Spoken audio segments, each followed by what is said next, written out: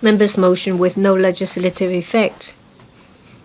Ms. Chan Hoi-yan will move a motion on actualizing the implementation of a healthcare reform. 3 members will move amendments to the motion. This Council will proceed to a joint debate on the motion and the amendments. I will first call upon Honorable Chan Hoi-yan to speak and move the motion. Then I'll call upon Honorable Kingsley Wong, Professor Honorable Chen Wing-kwong, and Dr. Honorable David Lam to speak in sequence, but they may not move the amendments at this stage. The joint debate now begins. Members who wish to speak, please press the request to speak button. And I'll call upon Honorable Chan Hoi-yan to speak and move the motion. President, I move that the motion as printed on the agenda be passed. I'm sure that everyone's familiar with the title, Reform. In the past few decades, before and after the reunification, there has been a number of discussions on healthcare reform. Some of them have been implemented, while others have been shelved. John Lee, the chief executive, in October last year announced his policy address. He talked about deepening the health reform, which includes promoting primary care development and to enhance public-private service provision, as well as promoting the development of Chinese medicine. I think the direction is right. The Health Bureau on a number of platforms talked about they are always in progress of a reform. It never ends. I fully subscribe to that idea. In the past decade or so, there has been a number of adjustments to policy measures, say, for example, the the electronic record sharing system, development of primary healthcare in a number of areas.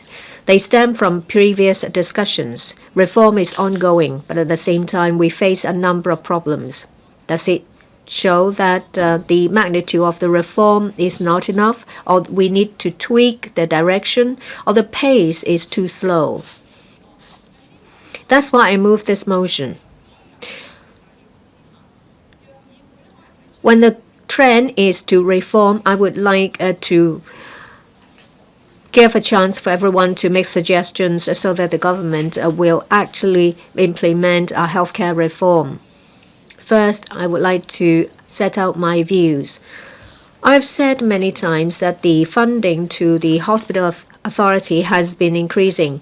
In 2024 and 25, the allocation was $95 billion, an increase by 100% compared to over a decade ago. We have an aging population and an increasing population. The expenditure increases. That is understandable.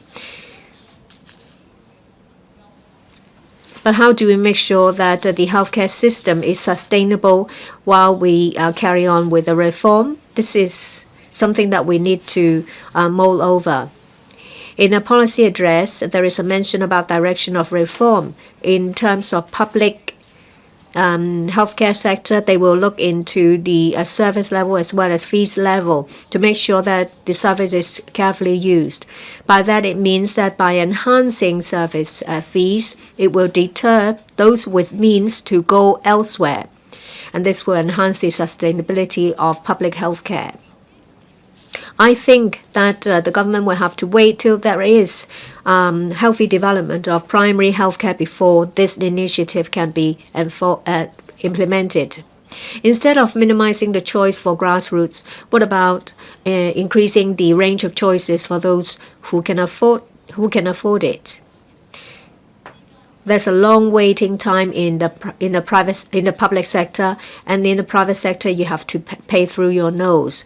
In addition to developing primary healthcare, the government can consider developing semi-private services. That means the hospital authority can provide admission service as well, inpatient as well as specialist service that is comparable to the private sector. Well, the public sector provides 97% of the service. That's why it's overstretched. The semi-private service can alleviate a financial burden. It can also be a new approach of a triage. For newly planned hospitals, the teaching hospital in Yaotame and the redeveloped Kings Park Hospital can be turned into a hybrid service provider. In addition to public service, there can be semi-private service. The level of fees will be of the medium level. This will address problems of long waiting time. People who are well off and their cases are not urgent that can use these services. The semi-private service will enhance sustainability. It will also enhance competition so that the private sector will make adjustments to compete. Now I want to talk about the positioning and goal of healthcare reform in relation to the Department of Health, the HA, as well as the Primary Health Commission. First, the D.H. They are government departments overseeing 4 areas: health prevention, regulation, administration, and dental service. When it comes to healthcare service and administration, the DOH is in charge of a number of service areas, and a lot of them relates to primary healthcare. Say, for example, healthcare centers for students, women, elderly, as well as mother and child. Now we're going to have the Primary Healthcare Commission. The DOH should be restructured. Primary healthcare related services should be moved to the Commission so that there will be continuity in service provision. The DOH should enhance its capability against contagious illnesses. It's just like the Center for Health Protection. We now see more frequent epidemics. The function of the DOH in this regard should be enhanced. In the U.S., there is the CDC, the Control of Disease Center. It's in charge of prevention of endemic, and they will also conduct studies on new challenges. Under the aegis of protecting healthcare, the center will not lose sight of what is going on. They've also devoted resources to engage experts in different areas so that the center is well equipped to tackle outbreaks and healthcare crises. I think that we need to draw reference from their practice. Next, I would like to talk about voluntary healthcare insurance. It's been launched 5 years. It was launched 5 years ago. As in the first quarter of this year, there are about 1.3 million policies taken out. It's doing so and so, but there is a very important focus of the voluntary scheme, is to enable those who need the service to be able to take out a policy. That's why the government allocated $10 billion for a high-risk pool to ensure that insurers will accept policy applications. In the long run, this will alleviate pressure on the public sector. We learned later that the government, after balancing different views, took away the suggestion of a high-risk pool.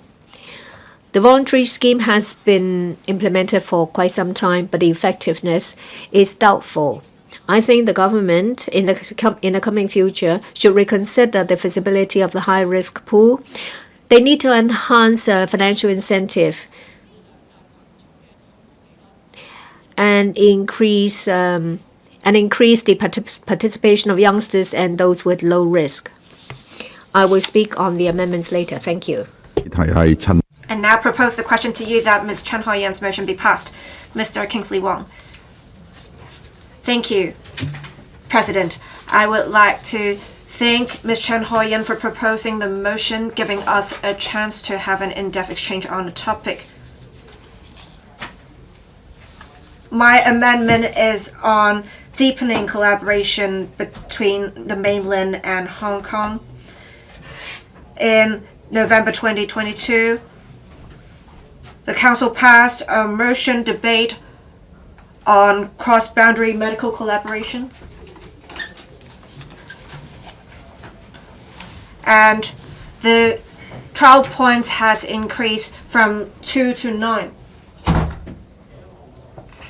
And the other mechanism that is put in place, that is the cross-boundary ambulance transfer pilot scheme, has already been launched and it has had its first conveyance. And we also have now 45 companies having 8 types of medical devices or drugs that can be used in Hong Kong healthcare institutions and in the GBA. So there is mutual recognition. But then public hospitals in the mainland don't really accept CT, MRI reports issued in the mainland, and they are talking about there should be a bottom line for treatment standards. Once we have more trial points for elderly healthcare vouchers in GBA, we should really harmonize the standards. We should align with the higher standards. And we should also implement a whitelist mechanism. On healthcare insurance, we now have more people adopting the China's International Hospital Accreditation Standards 2021 version. It has really helped national standards go global, and it would also encourage more insurance companies to make payouts for treatments obtained in the mainland. And we have recently enhancement to various schemes. We now have the elderly persons that would have treatment and consultation subsidies, but now they are also helping the elderly take out health insurance. We have many elderly persons living in the Greater Bay Area at the moment. Even when it's just cash reimbursement, that would be good. We will only need $50 to $60 million, so I hope the government can really consider implementing this. We have many mainland talents who would like to come here to work in the healthcare sector, but many of their qualifications are not recognized. Now we are trying to implement primary healthcare, and we are trying to implement a case management system. We therefore would want to have more healthcare talents work in Hong Kong, and we have seen before in the mainland, not only can people get treatment much quicker, and that would be at a much more affordable prices. And for new cases in Hong Kong, the wait can be as long as 96 weeks, not to mention actually getting a surgery. One would have to wait for 5 to 6 years.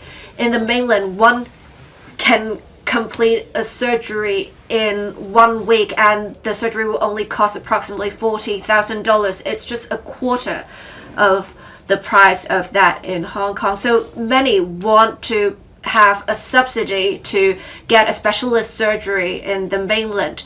This should be encouraged because that would also alleviate the burden on the public healthcare system. We have talked about having consistent standards in the GBA. We have been hearing calls for that, and the government should heed such calls. If we can encourage cross-boundary medical collaboration, it will resolve the problem of having difficult and expensive access to medical treatment in Hong Kong. Thank you. Professor Chan Wing-kwong. I would like to first thank Ms. Chen Hoi-yan for proposing the motion. We have a good healthcare system that has been supporting the public.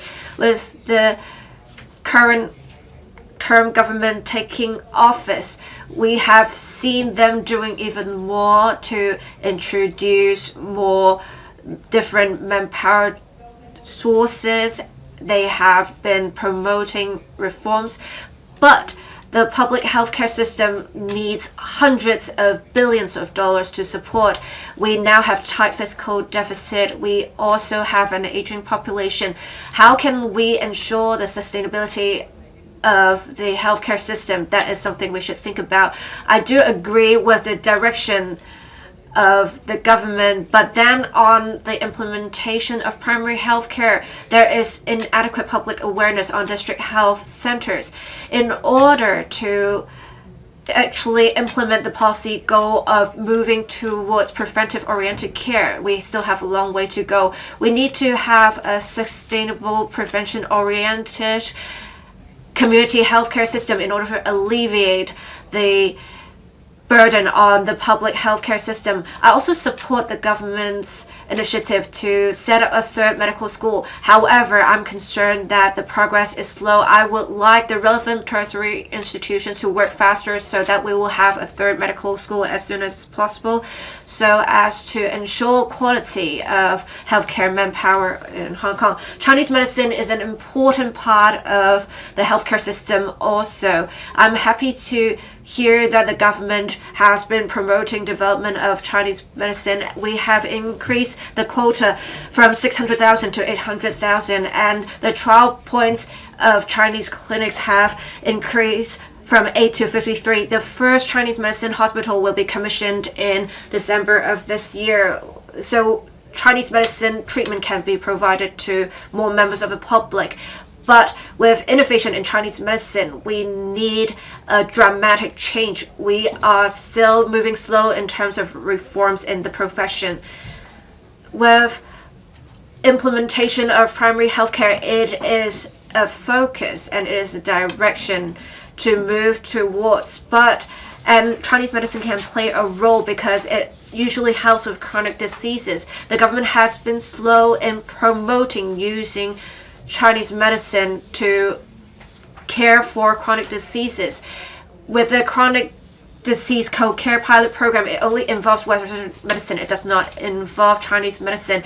And with the e-health record sharing legislative amendments, it would help that, but then it is not enough. Because we still have restrictions in radiographers and medical laboratory technologists not being able to accept referrals from Chinese medicine practitioners.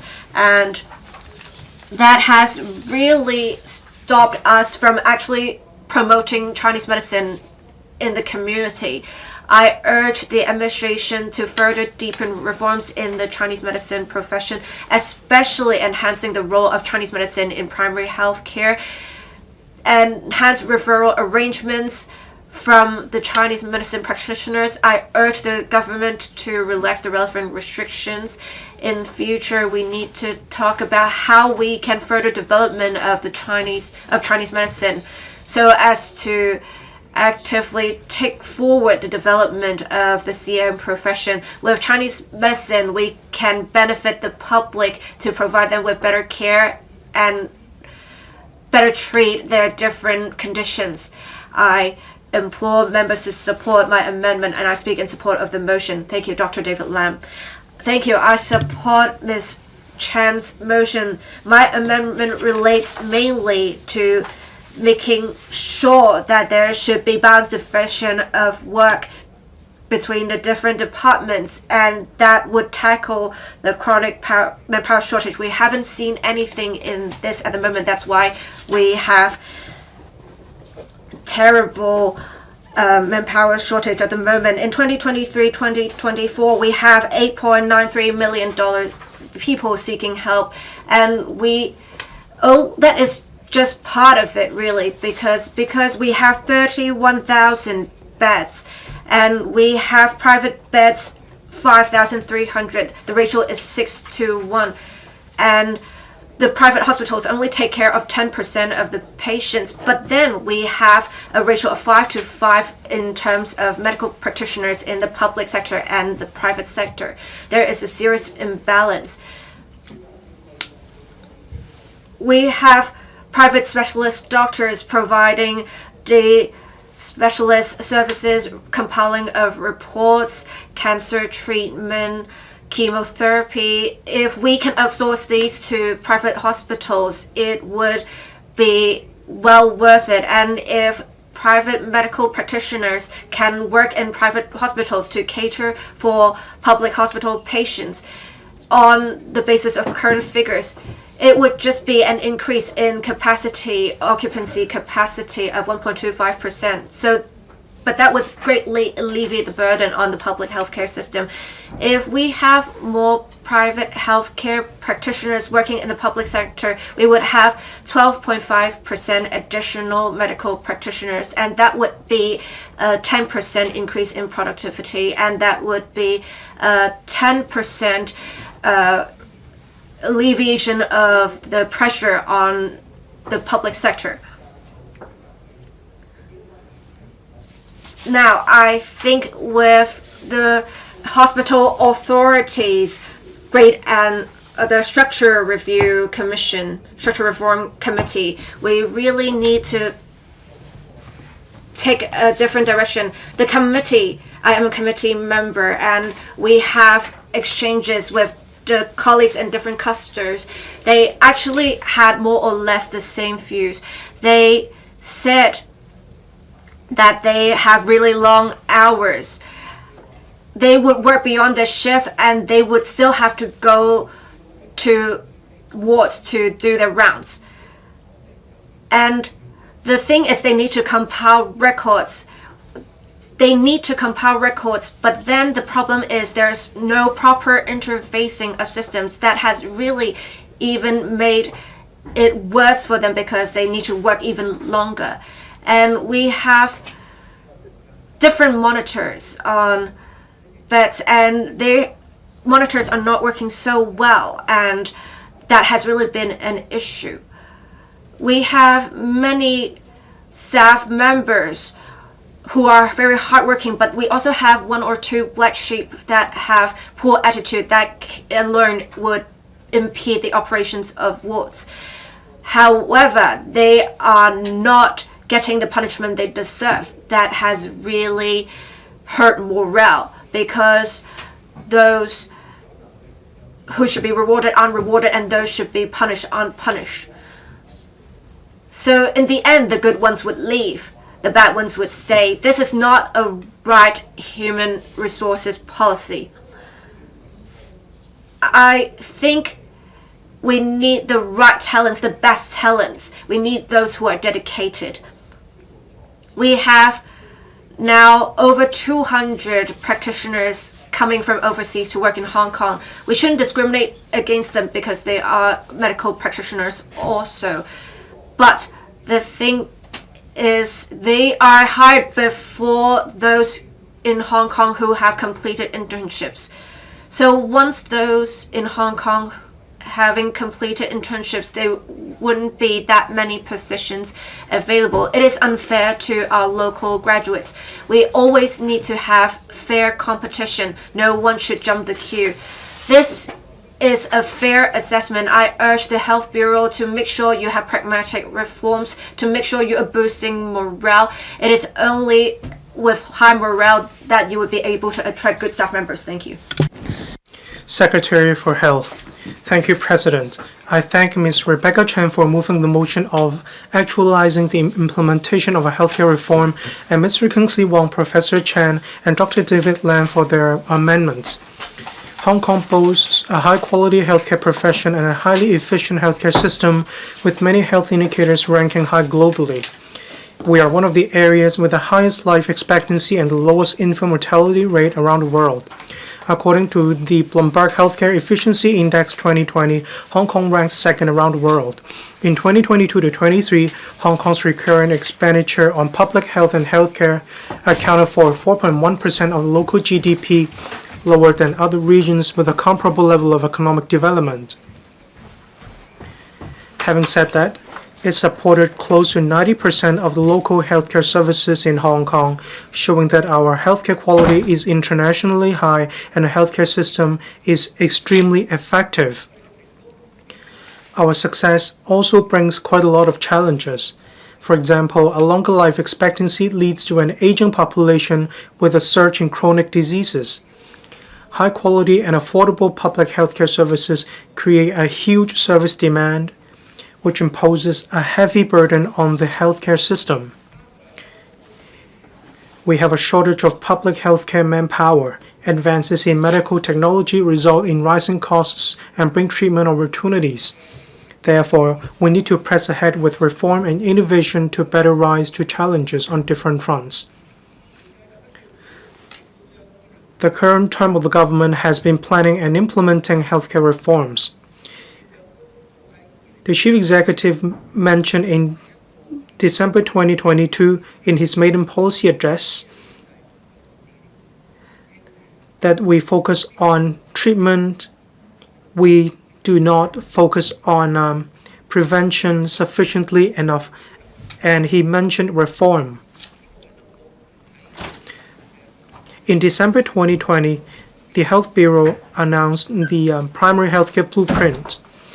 We formulated the direction of development and strategies with regard to primary health care. Then in 2023 policy address, it emphasizes developing Hong Kong into an international medical innovation hub. Two of the chapters of the 2024 policy address are themed deepening the reform of the healthcare system. The government makes it clear that it will comprehensively review the positioning and objectives of the healthcare system, reform the functions and division of work among the Hospital Authority, the Department of Health, and the Primary Healthcare Commission, promote the development of primary healthcare and bring together healthcare professionals. And these are exactly the contents of Ms. Rebecca Chan's motion. On promoting primary healthcare services, through the Chronic Disease Co-Care Pilot Scheme, CDCC Pilot Scheme, we are promoting the concept of family doctor for all, using District Health Center as the hub to expand our community healthcare network. As of the 9th of January 2025, over 94,800 members of the public took part in the scheme, with over 54,400 having completed diabetes and hypertension screening. Among these participants, close to 40% have been diagnosed with prediabetes, DM, or hypertension, HT. The government will continue to promote primary healthcare on all fronts. Authorizing the PHC Commission to set up quality assurance and monitoring mechanisms, developing a community drug formulary in the fourth quarter this year, and launching a community pharmacy program in phases starting from the fourth quarter next year to help the public obtain affordable primary healthcare drugs more conveniently. 3. Expanding the service scope on the CDCC pilot scheme to cover blood lipid tests to enable a more comprehensive assessment and proper management of the risk factors of cardiovascular diseases. 4. Providing hepatitis B screening and continuously managing services by way of strategic procurement through DHCs and the family doctor concept. 5. Developing more DHC expresses into DHCs, expanding their service networks and integrating the services of women health centers and elderly health centers into DHCs. And 6. Repositioning general outpatient clinics in GOPC of the HA as primary healthcare service providers for the underprivileged. On a different note, I would like to use oral health as an example to illustrate how the current Trump government strengthens primary healthcare services on all fronts. In 2022, the Working Group on Oral Health and Dental Care was set up to comprehensively review oral health as well as the policies related to it. The final report was released at the end of 2024. The government has adopted the recommendations of the working group. The strategy of community-wide preventive primary oral health care actively develops prevention-oriented primary oral health care. The government will roll out a number of new measures this year, including 1. Deploying dental hygienists to selected district health centers or district health center expresses to pilot the provision of oral health care services, providing education and treatment regarding oral hygiene to citizens of all age groups. 2. Launching a three-year primary dental co-care pilot scheme for adolescents to subsidize adolescents to use private dental checkup services, helping them form a lifelong habit of receiving regular dental checkups. 3. Making use of the existing primary healthcare system to provide new dental checkup services and preventive dental services for preschool children. To tie in with the new development of dental services, in July last year, the Legislative Council passed a Dentist Registration Amendment Bill, which reforms the regulatory framework for the dental profession. The provisions in relation to the admission of qualified non-locally trained dentists came into effect on the first day of this year, whereby these dentists who are non-locally trained can apply to the Dental Council of Hong Kong to practice with exemption from taking a licensing examination in specified institutions, including DH and HA. Enhancing the development of primary healthcare will, in the long run, change the culture of seeking medical attention. This will satisfy the demand for treating ailments at the community level and form a good habit of taking good care of one's health, which eases the stress on inpatient services and especially services in public hospitals. In addition to strengthening primary healthcare services, another work focus is to provide better quality public healthcare services.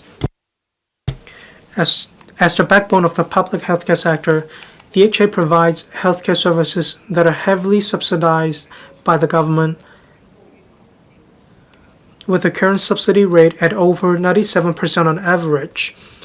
We need to ensure that our public healthcare system can provide the public with quality, safe, and efficient healthcare services and meet current social needs while ensuring the valuable healthcare resources are put to good use. I've instructed the HA to set up the Governance and Structure Reform Committee. It will provide strategic guidance, oversight, and reform advice on implementing governance and structural reforms in order to lead HA to address challenges ahead. The HA has set up the task group on sustainability to review the major challenges facing the HA and to formulate strategies in relation to manpower, facilities, smart technologies, as well as operational efficiency. We are also conducting a review on fees and charges to encourage the public to make good use of resources so that precious healthcare resources are allocated to patients who need them most.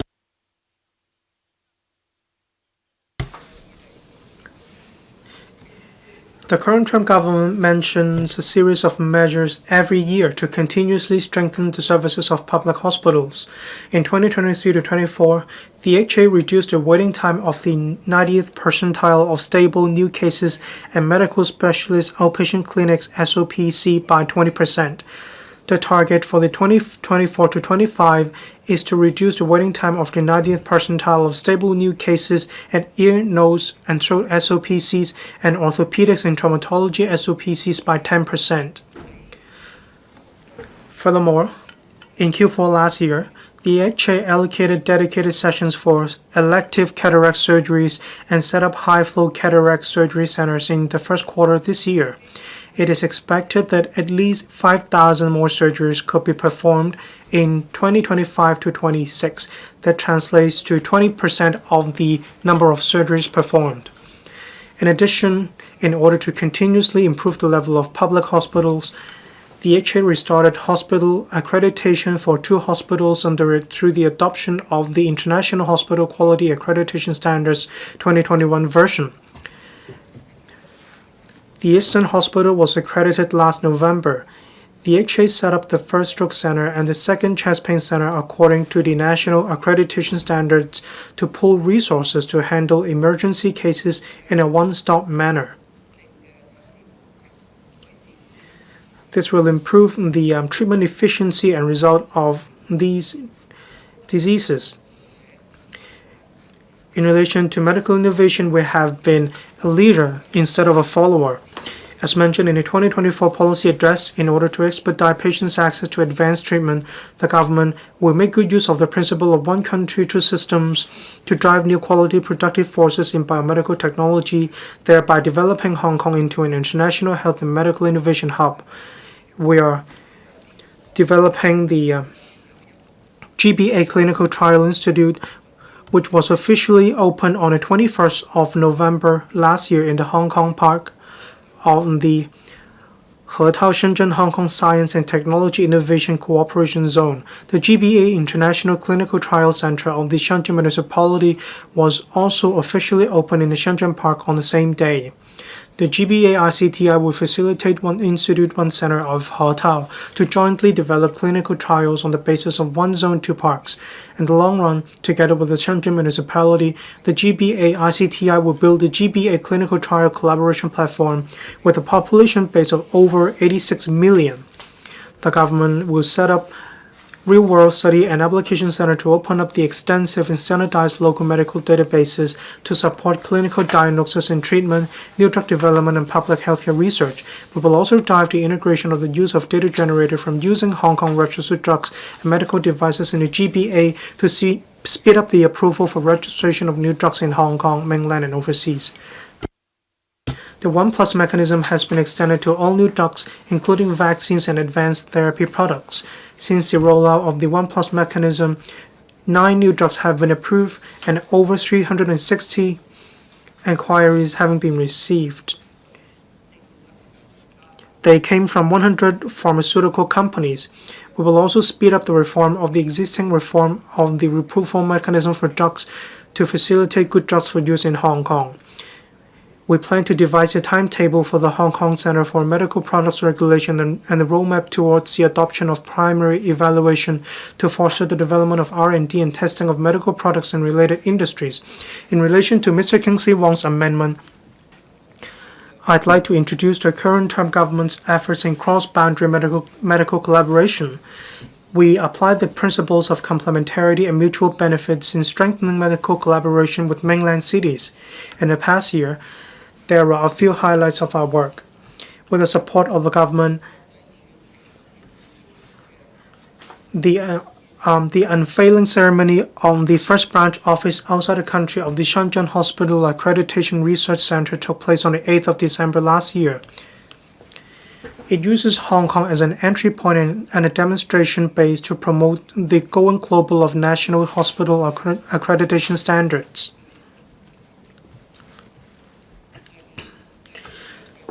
The Elderly Healthcare Voucher GBA pilot scheme was rolled out last year to expand the scope to cover 7 integrated services or dental services institutions in the GBA. Including the 2 service points with 1 hospital, there are a total of 9 service points at present, covering Guangzhou, Zhongshan, Dongguan, and Shenzhen. As the next step, the pilot scheme will be expanded to cover 9 mainland cities in the GBA. With the concerted efforts of Guangdong, Hong Kong, and Macau, the 1-year pilot scheme for direct cross-boundary ambulance transfer in the GBA was rolled out on the 30th of November last year. I'm pleased to share with you, last Friday, the first patient under the scheme was taken to Tuen Mun Hospital from Hong Kong U Shenzhen Hospital for treatment on a point-to-point basis. It was seamless. The cross-boundary ambulance transfer solved the pain point that had been in place for a long time. As President Xi Jinping said, health is the most important indicator of a happy life. Deepening the reform of the healthcare system was mentioned in the resolution of the 3rd plenum of the 20th CPC Central Committee. The SAR government will definitely press ahead with innovation in healthcare to protect the health of Hong Kong. Regarding other areas mentioned in the motion, such as medical expenses, healthcare manpower, and traditional Chinese medicine, I will provide a consolidated response in my concluding remarks after listening to members. Thank you, President. Ms. Carmen Kan, thank you. I thank Ms. Rebecca Chen for moving the original motion and the 3 members for moving the amendments. We have an aging population. According to relevant statistics, the proportion of those above the age of 64 by 2046 is 36%. With an increasing rates of incidence, there will be a higher demand for healthcare service. There is a lot of issues under the original motion. I will only raise a number of points. If we are to carry out the healthcare reform, we have to enhance the service quality for healthcare and public sector. In December last year, the Health Bureau invited the sector to set up an excellence center using empirical evidence to formulate clinical guidelines. I look forward to the promulgation of the guideline because this will set the standard for effectiveness of healthcare services. The general public will get a better understanding of the difference of different disciplines. When it comes to transparency of charging in the private sector, I look forward to the legislation because this will improve service efficiency. We also need to enhance cross-boundary collaboration. Smart healthcare is the trend. We have advantages in a number of areas, say for example, healthcare R&D and legal services.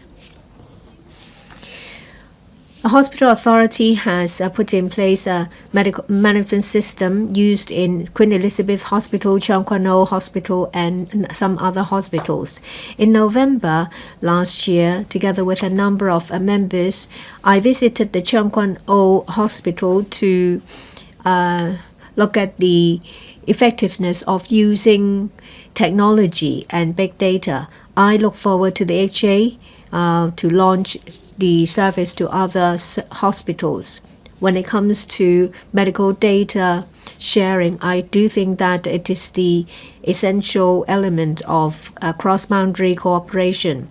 They said that there will be a platform, GBA clinical trial collaboration platform, that will enable exchanges and application cross-boundary of data and samples. The population of GBA, that is over 86 million, will be used.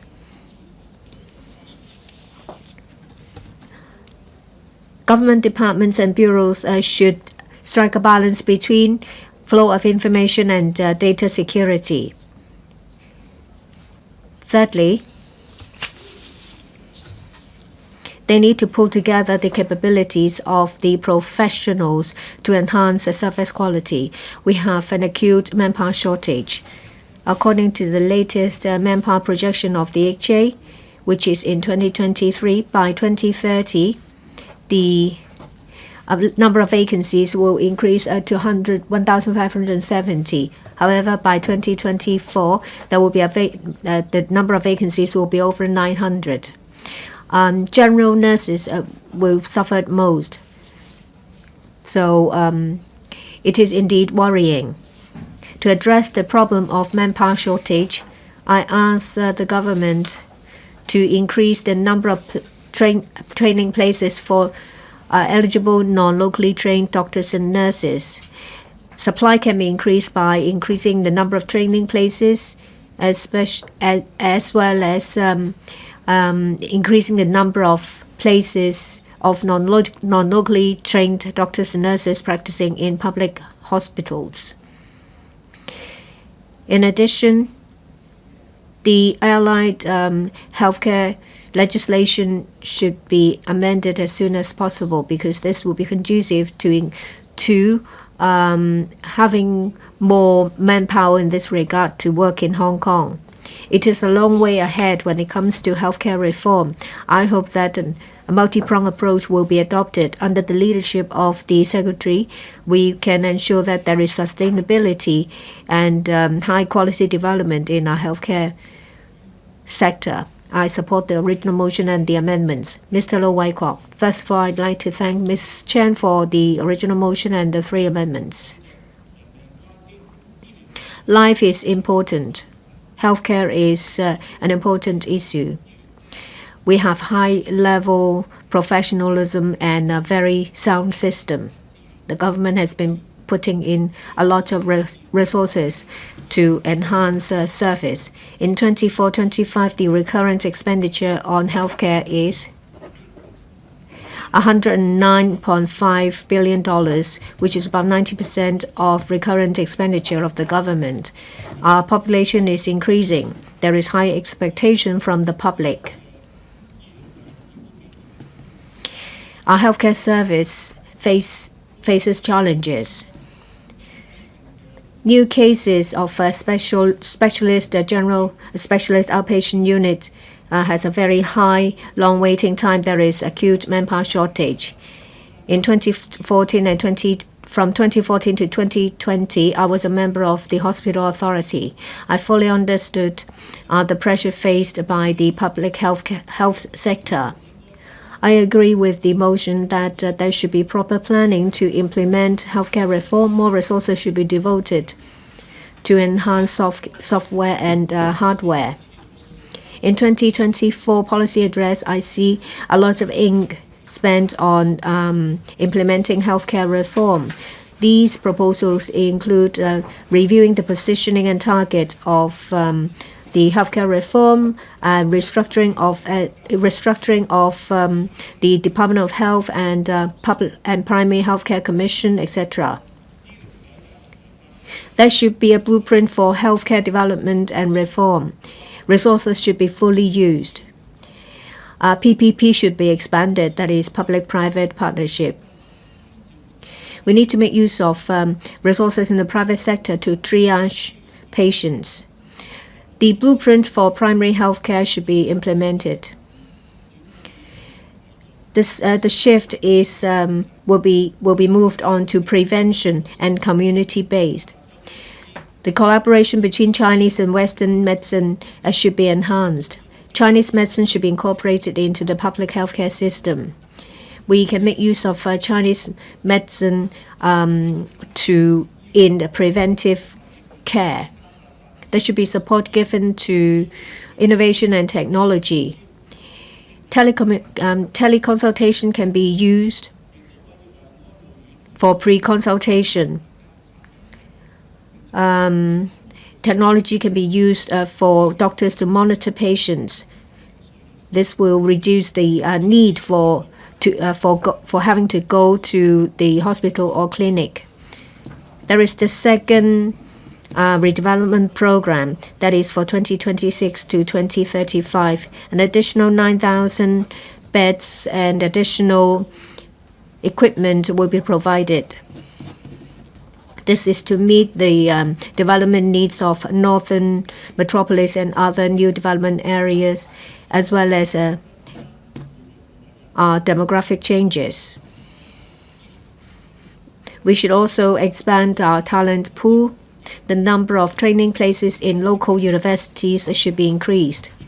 Support should be given to the establishment of the third medical hospital to train more healthcare professionals. Medical Registration Ordinance 2021 covers the introduction of non-locally trained doctors. The number of qualified institutions should be expanded so that more doctors from these institutions can come to practice in Hong Kong. There should be more collaboration across the border, across the boundary.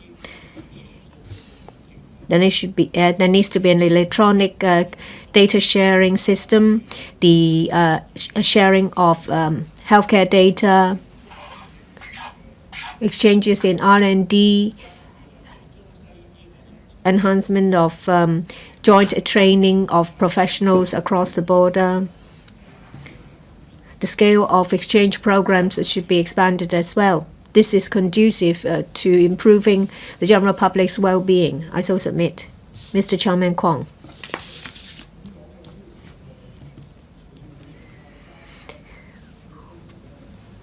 We have an aging population. Demand for healthcare is increasing. The life expectancy in Hong Kong is quite long, so we need to work harder. According to statistics, about a decade or so later, there will be 3 million people suffering from various chronic illnesses. They account for 37% of our population. Those who are over the age of 65 with chronic illnesses, the number will increase to 1 million. Of course, they will first go to the public sector. What about sustainability of the public healthcare sector? This is something that we need to look into. Ms. Chan's motion is very meaningful. I support it. I think healthcare reform covers governance, triage, manpower, and ethics of service providers. I have a number of suggestions. First, The VHIS should be enhanced. In 2019, that was the first voluntary healthcare insurance scheme. It was an important step. In 2022, the number of policies has reached 1 million. About 53% of the policies are for people under the age of 45. This shows that the scheme is attractive to youngsters and it encourages them to plan for the future. For diagnostic imaging service, under the service, say for example MRI, CAT,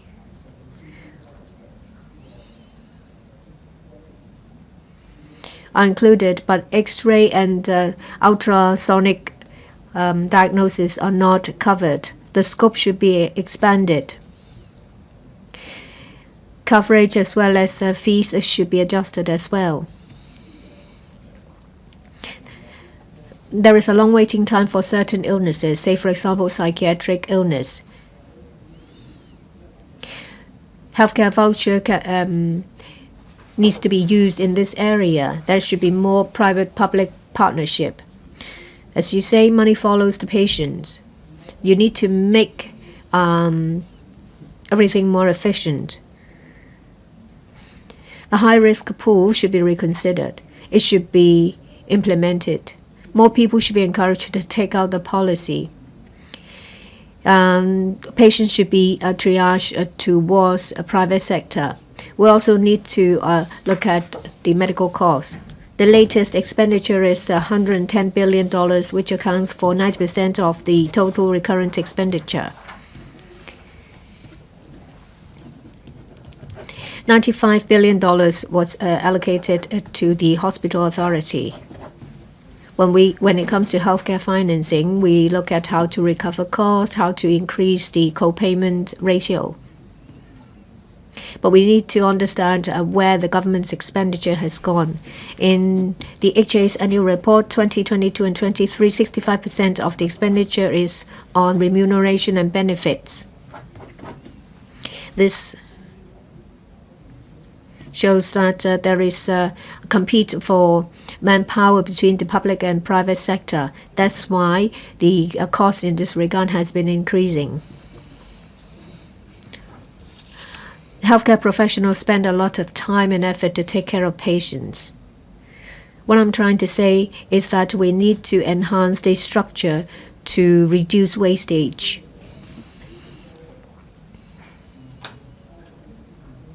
When it comes to manpower supply, number of training places, we need to further consider it. Will there be controversy with the establishment of the third hospital? The government needs to do better when it comes to explaining their policies. There is an issue that has attracted a lot of attention during the epidemic, the ethics of private hospitals. During the epidemic, the performance of the private sector was rather disappointing. They turned away a lot of patients. At that time, the central authorities expressed concern. Now we need to consider whether to review CAP 633. I so submit. Mr. Chen Xiu-hong. Thank you, Deputy President. I speak in support of Ms. Chen's motion actualizing the implementation of a healthcare reform as well as other amendments. Recurrent expenditure on the public healthcare system has been increasing. In 2017 to 18, the figure increased from $83.7 billion to $109 billion, accounting for 19%.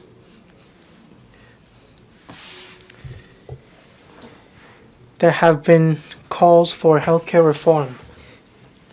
Since the setup of the HA in 1990, the government has been making reform consultations, including a report in 1990. It confirms the importance of primary health care. In 1993, medical financing. 1999, Harvard consultation report shows medical reform and financing report. Year 2000, some suggestions on medical reform And in 2014, the VHIS consultation documents.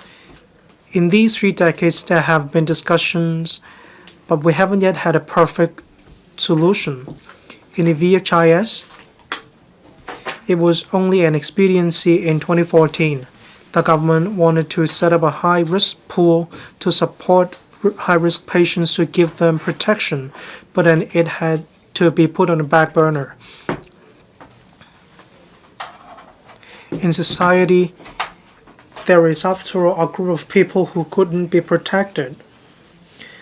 The government needs to take stock of the VHIS scheme in order to protect all citizens in Hong Kong. Deputy President, in the face of the aging population, increase in chronic illnesses, we need to develop the primary healthcare system. The effect may not be easily seen, but then it is necessary.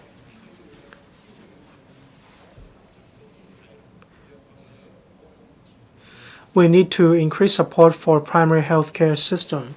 In 2019, DXCs were set up to provide community-based primary healthcare services. In December 2022, the primary healthcare blueprint was announced. We have an aging population, we have chronic illness increases. We published a blueprint in order to address these problems. DXCs reduce reliance by the public on public hospitals. We cannot achieve the same overnight. The government needs to ramp up publicity. We need to emphasize prevention of diseases and provide support for patients to exercise self-care and healthcare management plans. We also need to enhance palliative care. With DXCs developing all over Hong Kong, we can change DXC into integrated community family center. But in fact, for hypertension and DM patients, even though they are stable patients, they only check their blood pressure in follow-ups and then they go to get medicines afterwards.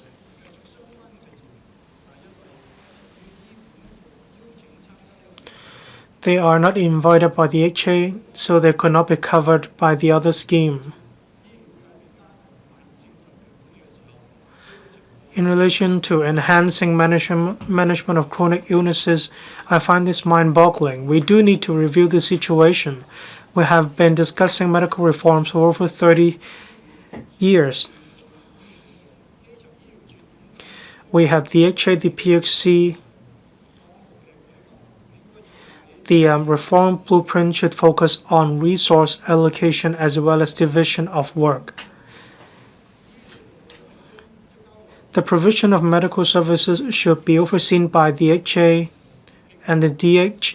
They should achieve complementarity and coordination. We need to better protect the health of Hong Kong people. I also submit. Thank you, Deputy President. Mr. Chen Pui-leung. Thank you, Deputy President. Reforming the healthcare system is not just about making sure public resources are used to good effect. We need to reverse the trend of emphasis on treatment instead of prevention. We need to improve the health level of Hong Kong people.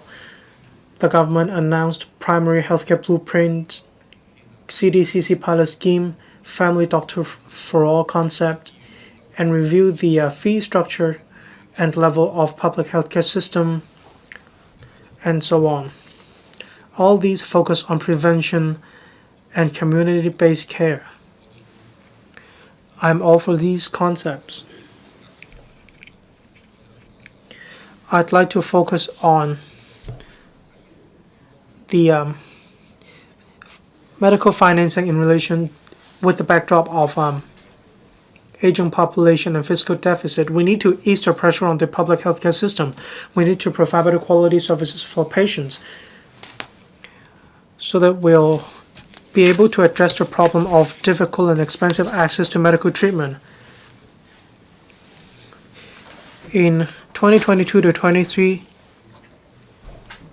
private insurance and company healthcare insurance account for some 15% of the public healthcare expenses. In 1998 to 99, it only accounted for 5%. The figure increased from 1.4% to 9.1% in relation to private healthcare insurance.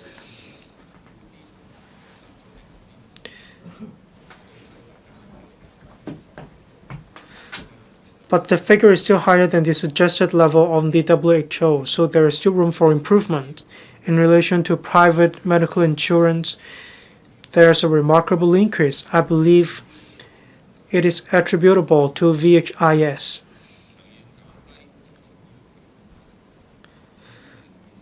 As of March 2024, the VHIS recognized products registered 1.34 million policies.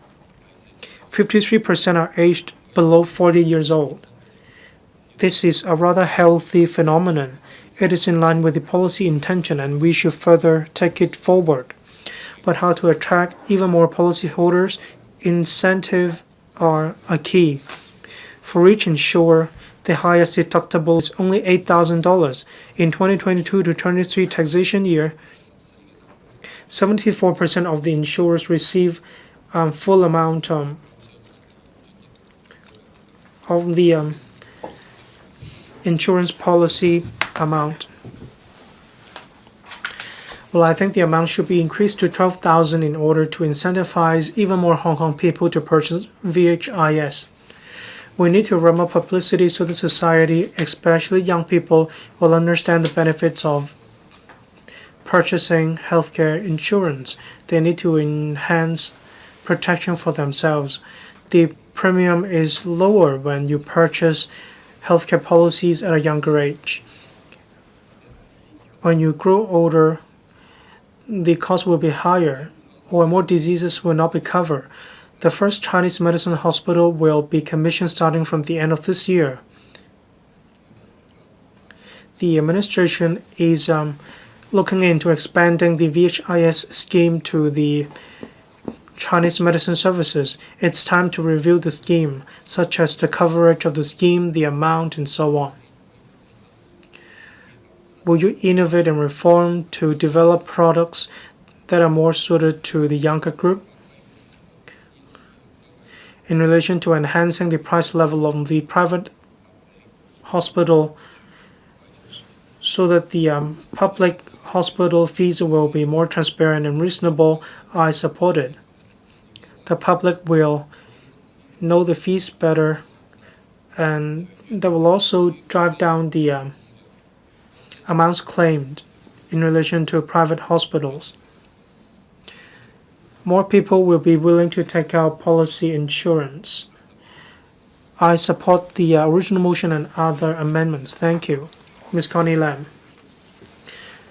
I'm grateful to Ms. Chan for the original motion. I speak in support of the original motion as well as all amendments. The local healthcare system has been facing a lot of problems. The A&E Department of Public Hospitals has a long wait. There's a high turnover rate of public hospital staff members. Take DXC as an example.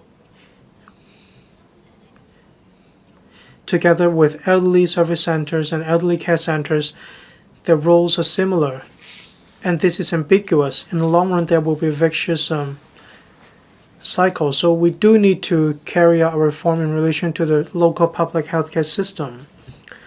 I'm glad to see the reforms mentioned by the administration in relation to consolidating primary healthcare services. GOPC will only accept medical attention cases from the disadvantaged. A community pharmacy program will also be launched in Q4 this year, but there are only 4 to 5 community pharmacies, and the figure is not enough.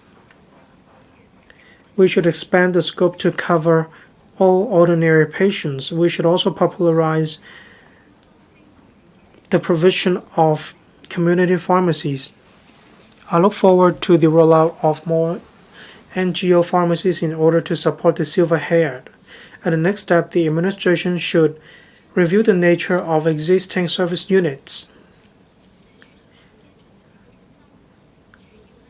For elderly district health centers under the SWD and the elderly health centers under the DH, they should be consolidated given their very similar nature. The Secretary can work with the Labor and Welfare Bureau to consolidate resources in order not to have duplication of resources. Cancers and rare diseases come with self-paid medicines. Subsidies are only given to people aged 25 or above. 25 or below. Those above the age have to pay for the drugs themselves. For the same type of oral drugs in the mainland, $10,000 per month. Only 5% of the fee in Hong Kong. ONE+ mechanism will be expanded to all drugs. Drug approval mechanism will also be expedited, but the ONE+ mechanism has to be applied on the part of the organizations. We need to reduce the cost of the new drugs for rare diseases.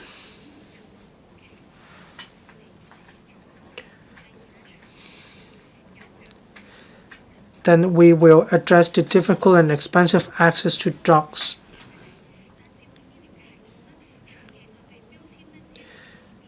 Smart medical treatment is only being carried out on a pilot basis. Not all hospitals introduce the same technology for geriatric services. For clinical transformation, we haven't yet seen the effect. We have only been talking about it.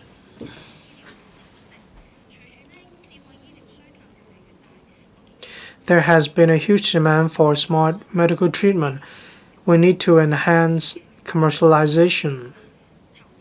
We need to provide matching. Deputy President, the middle class needs to pay a lot of taxes without many social benefits.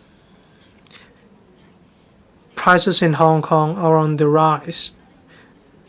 In Shenzhen, there's a 4-tier medical expense charging mechanism. There is also subsidy for medical health insurance. I hope we will draw reference from the system in the mainland in order to improve the local system. Thank you. Dr. Teck Shi-yun. Deputy President, I would like to thank Ms. Chen Hoi-yan for moving the motion on actualizing the implementation of a healthcare reform. We discussed healthcare issues on multiple occasions. In the early 90s, when I was already a LegCo member, I called for healthcare reforms already. We talked about medical financing, and we also talked about how there was redundancy in the hospital authority. We are still talking about healthcare reforms today, and Ms. Chen Hoi-yan talked about public hospital governance, the functions of the Department of Health, primary healthcare development, healthcare financing and expenditure. These were issues that people had voiced concerns time and time again. So these issues were persistent. The government never addressed these issues. That's why we are lagging behind in terms of our healthcare system. I'm very disappointed in the government in their slow progress. And in fact, public taxpayers are paying 70% of the healthcare expenditure. And in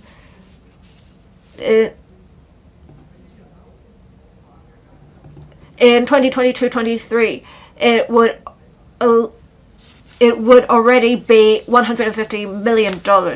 We have the voluntary health insurance scheme, but we have seen in the overseas places relying on voluntary participation is not the way to go. We should have a tripartite mechanism that would require contributions to be made by employers, employees, and the government. That is what works. And the hospital authority has a string of incidents in the past few years. It really shows that there is a problem within the hospital authority. There is bureaucracy within the authority. Many of the staff members had to go to different meetings. They couldn't really focus on their actual healthcare work. And the management had adequate resources, but the resources were not allocated to the front line. We need to simplify our administrative processes, enhance governance, and we should hold people accountable. We also need to change the structure of the hospital authority to become less centralized so as to better meet the needs of patients. On primary health care right now, the positioning of district health centers is not clear enough. It's moving to become actual healthcare institutions. So district health centers should be more about health education. They should be educating the public on how to have a proper diet, how to maintain good health, how to maintain good mental health, and that's how people can actually be more happy. And we should also enhance collaboration to implement public education.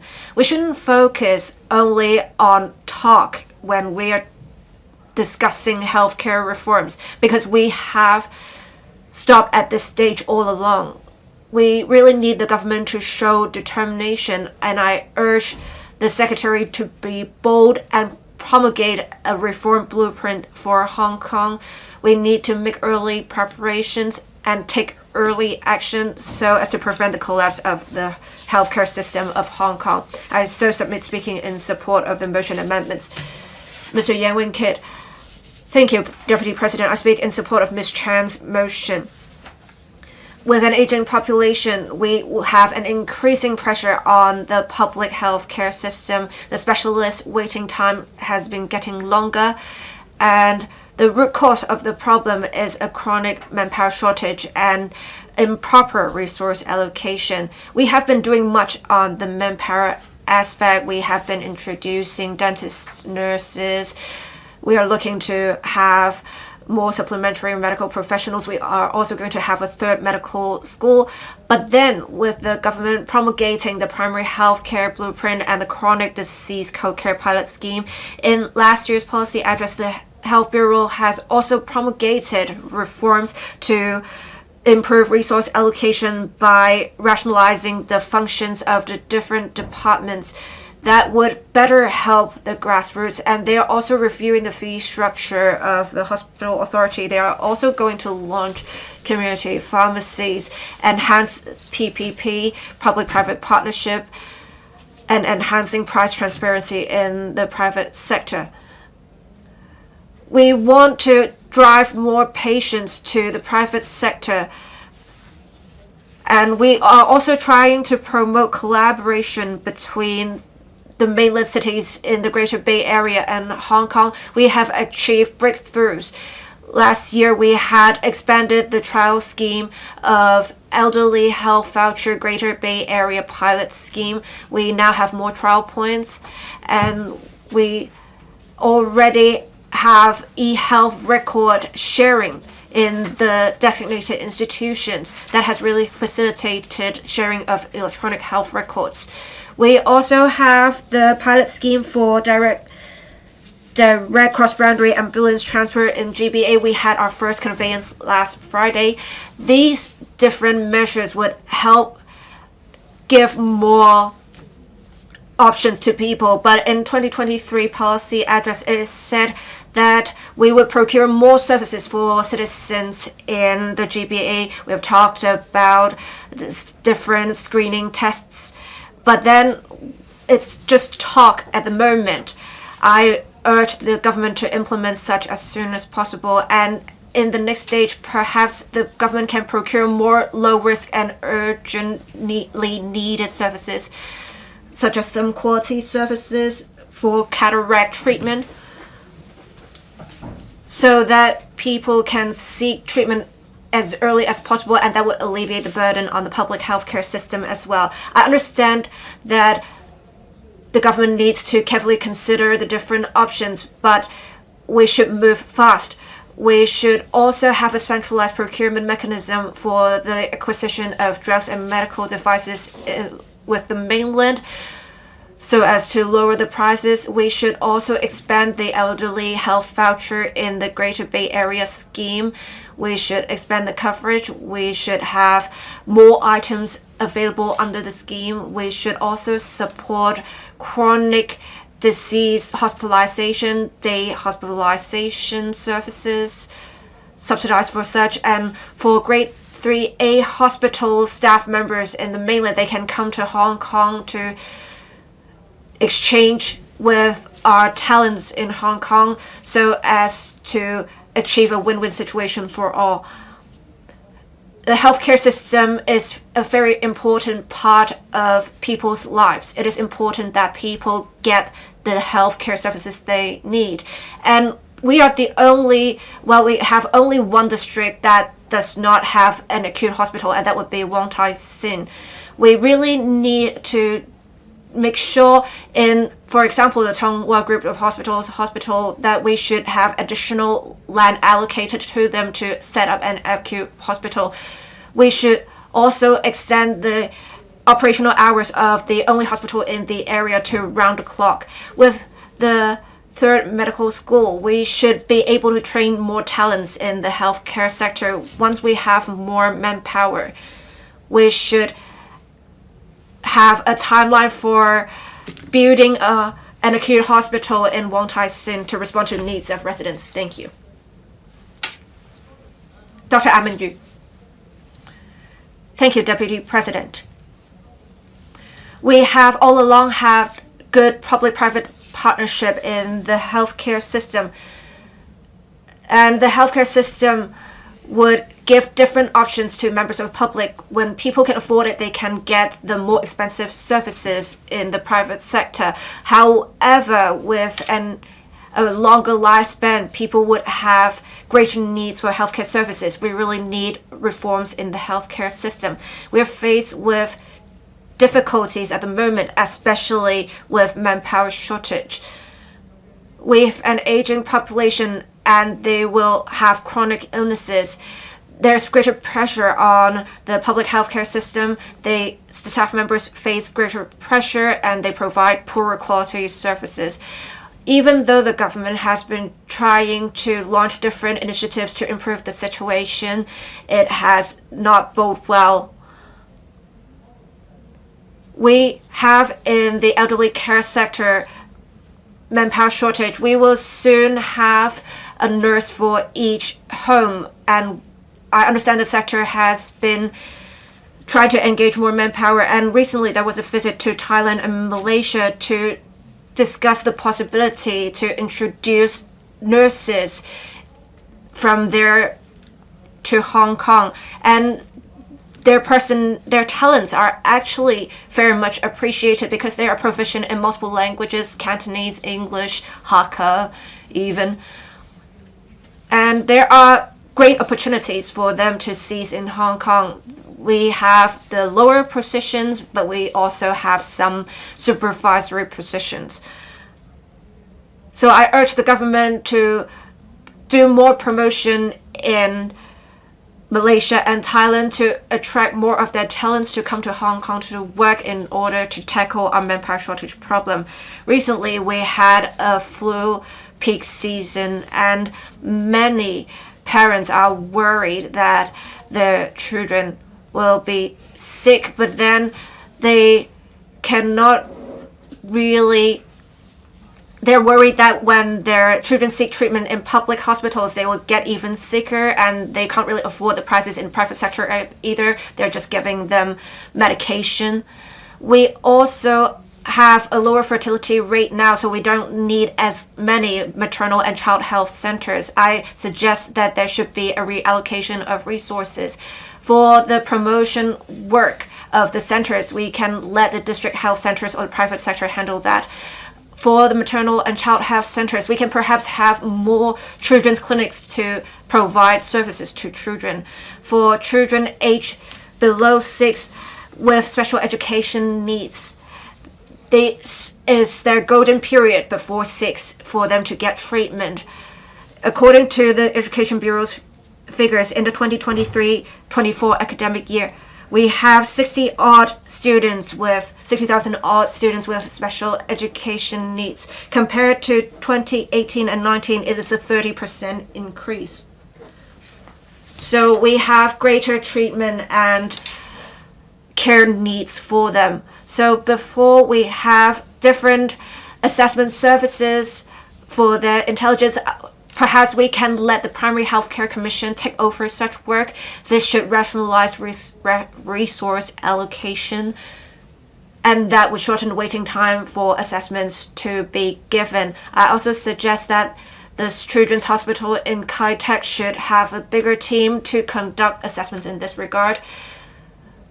Again, to shorten the waiting time for assessments to be given so that children can have their early intervention and get treatment as soon as possible. Deputy President, with an aging population and greater needs for healthcare services, there is a need to introduce more overseas healthcare personnel. We also need to develop primary healthcare further so that citizens can get healthcare services they need. Thank you, Mr. Hoi-yan. I support the motion to implement healthcare reform. Our healthcare system is under tremendous pressure. There is more demand for elderly healthcare services. The waiting time is long. When you go to get an appointment, you will usually need to wait for over a year. We need to have a sound healthcare system. The reform is necessary. There is a saying that you need to have preventive cure. Well, the waiting time should be shortened. A plan should be put in place. The first thing to do is to enhance the booking system. The Department of Health has launched the online dental service booking system. There has been some improvement, but still, there is a lot of room for improvement.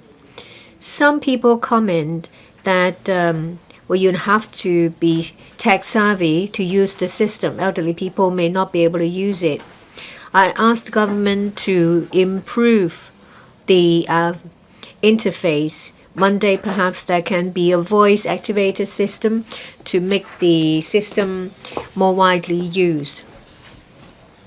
Prevention and treatment are important areas. The government has launched the district healthcare center, and there is going to be the community pharmacy program. They are good, but the utilization rate is low. There is opaque information. I suggest the government that they should do the following work to enhance the capability of the community pharmacies program. Pharmacists can prescribe drugs on ailments. They can conduct preliminary assessments. Pharmacists should be empowered to make referrals. When a pharmacist decides that the patient needs to be referred to a doctor, a referral should be made to put the patient into the system. It's equally important to have a high-quality transfer or referral system. We can draw reference from mainland referral systems. There is a bidirectional referral system on the mainland. Patients can have priorities when they are referred to higher level hospitals. This saves waiting time. It also encourages the public to first seek treatment on the primary level. We need to streamline the process. Primary healthcare institutions can be gatekeepers. The government can conduct studies.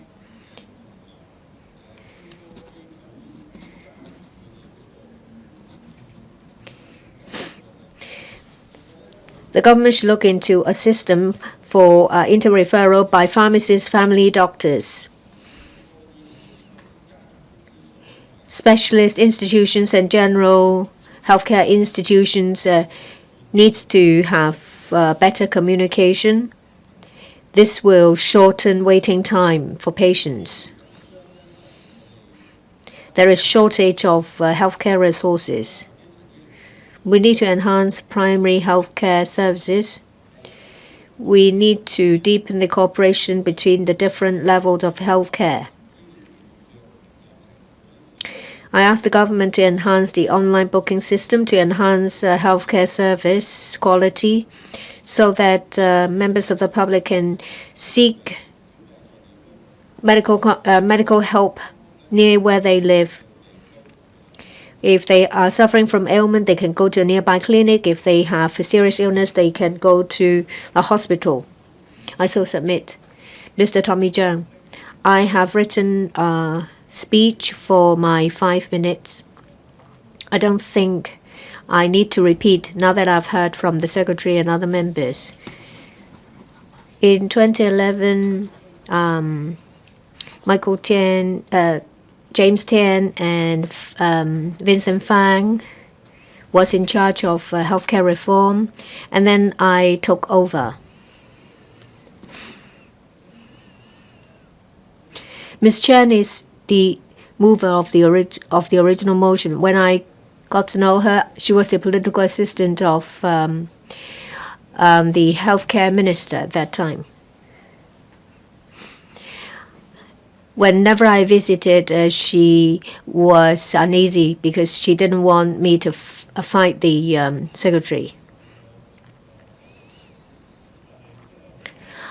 My political life is not as long as Dick Chi-yun, but I have my views. I don't agree with some members.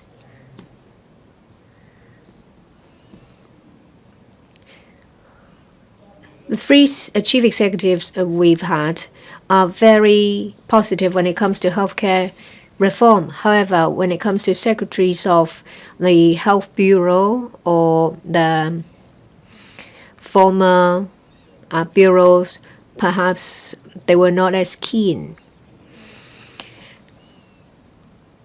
This health secretary is different. I think he is capable and willing. There is determination. He's put in place a number of measures under the reform. I agree with, what members have said are right. I believe the secretary knows. I've been quoting figures. I've been doing so for 8 to 10 years. It's about the patient to doctors ratio. We have 2.12 doctors for every 1,000 people. After the Black Lives violence, the ratio has dropped to 1.9 to 2. I don't know about the latest figure. Singapore, in Asian times already, the ratio is 2.4. When it was a 13 5-year plan or 14 5-year plan, our country wanted to put in place 3.2 doctors per 1,000 people in the population. I'm sure that can be done.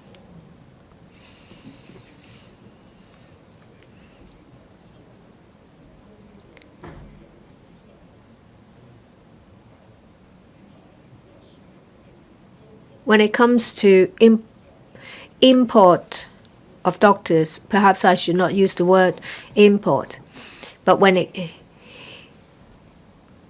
if we need the ratio of 2.8 doctors, then we do need more non-locally trained doctors. I don't understand why the HA insists on hiring doctors who are bilingual. Back in the 1990s, a lot of people use public hospitals. The doctors came from Commonwealth countries. They didn't understand Cantonese or Chinese, but there were sufficient doctors. Now, 20 years on, does it mean that the English proficiency of our people can't communicate with English-speaking doctors themselves, and they need interpreters? So we do need to have relaxations. Well, now it's applied to nurses and dentists. I now turn to specialists. We should ditch the mentality that specialists coming from outside Hong Kong will kill you. Yes, the Hong Kong Academy of Medicine is the gatekeeper, but if they do too much, that means experienced doctors will not be able to come to Hong Kong to practice, and this will be the loss of Hong Kong people.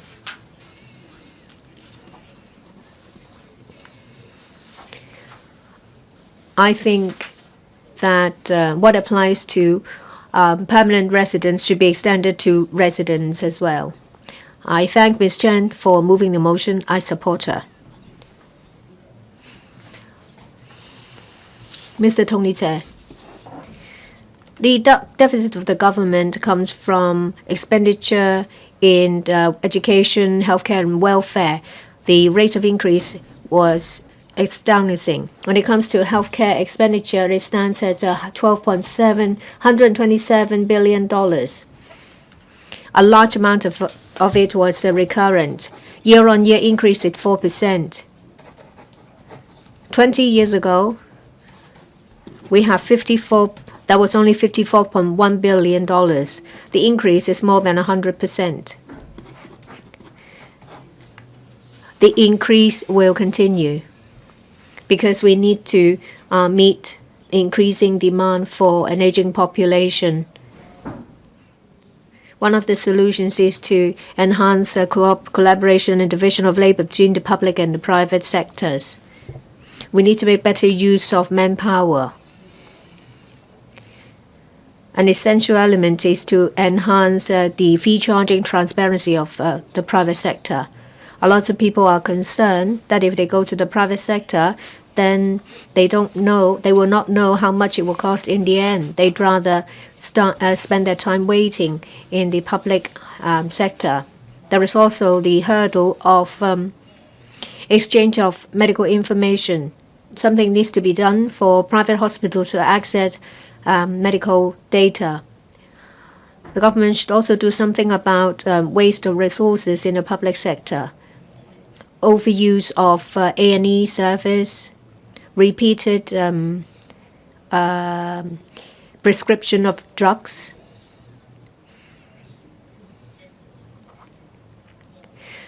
The government told us about difficulties, but what we want to hear is solution. We can make use of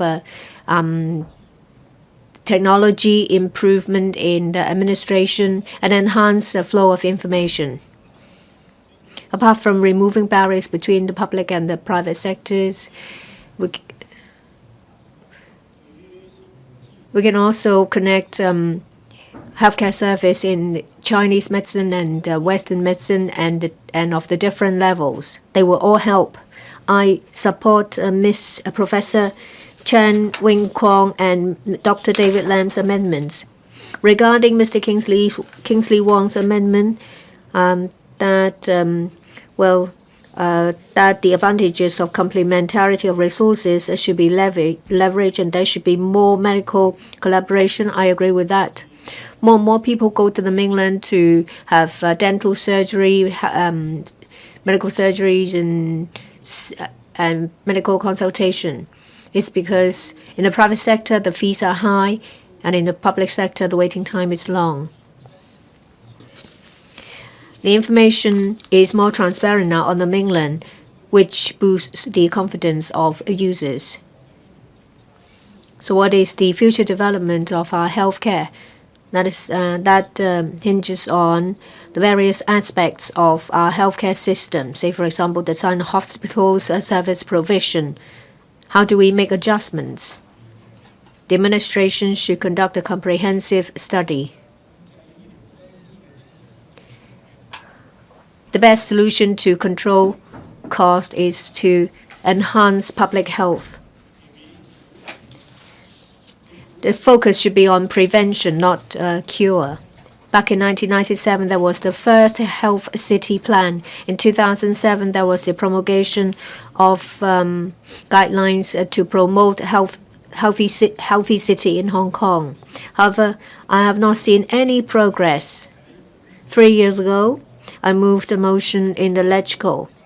I urged the government to implement plans to reach the objective of healthy city. The focus should be on prevention. Different aspects, say for example, city design, lifestyle, are areas to be worked on.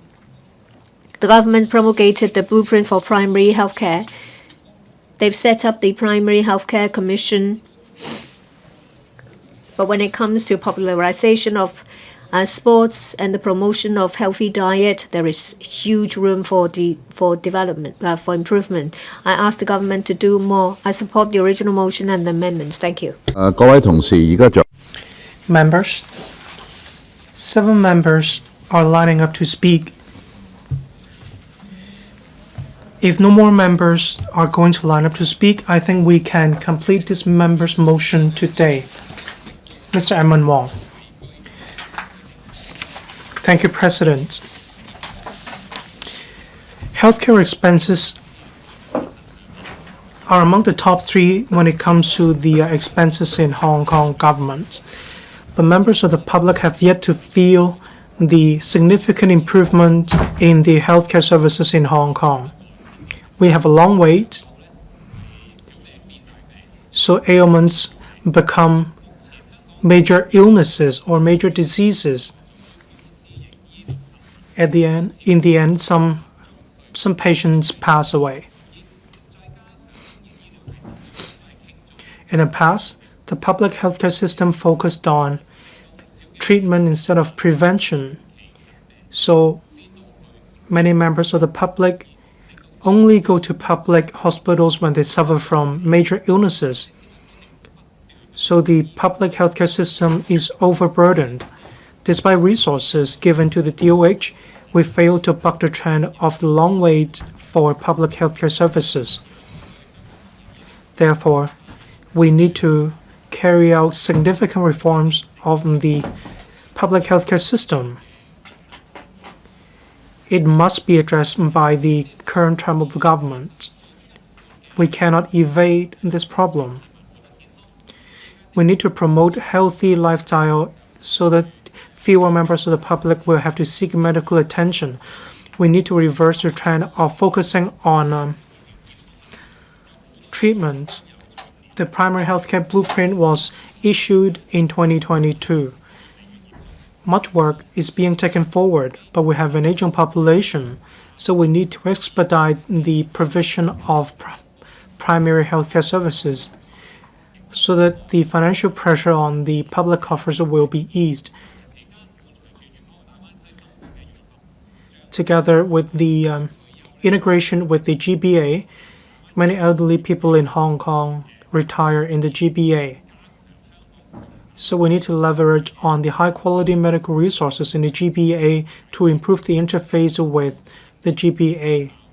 The purpose is to solve the problem of the overburdened public healthcare system in Hong Kong. The medical advances in the GBA have been developing by leaps and bounds. The quality of hospitals, medical professionals, facilities, drug quality, medical device quality, they are on the same par with those in Hong Kong. But the cost of that in the mainland is much lower than that in Hong Kong. Many Hong Kong people go to the mainland to receive dental checkup and services. One of my friends needs to undergo medical services in the mainland. Now, my friend has gone to the mainland to receive the relevant medical services because the cost is simply 1/5 or 1/4 of that in Hong Kong. My friend only spent 1 week to complete the procedures, which is much shorter than that in Hong Kong.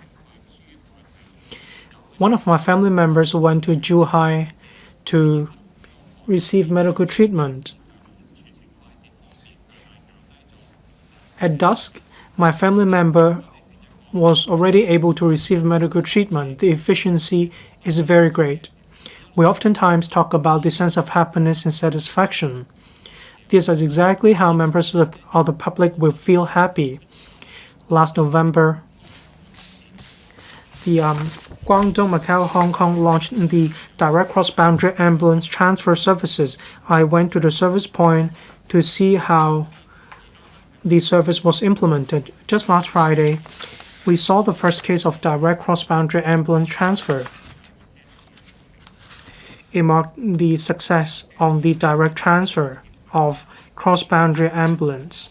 We can make good use of the network to provide more resources to non-emergency cases so that they will receive medical treatment in different places.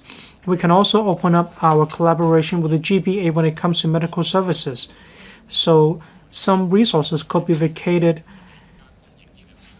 and dedicated to patients who need them the most.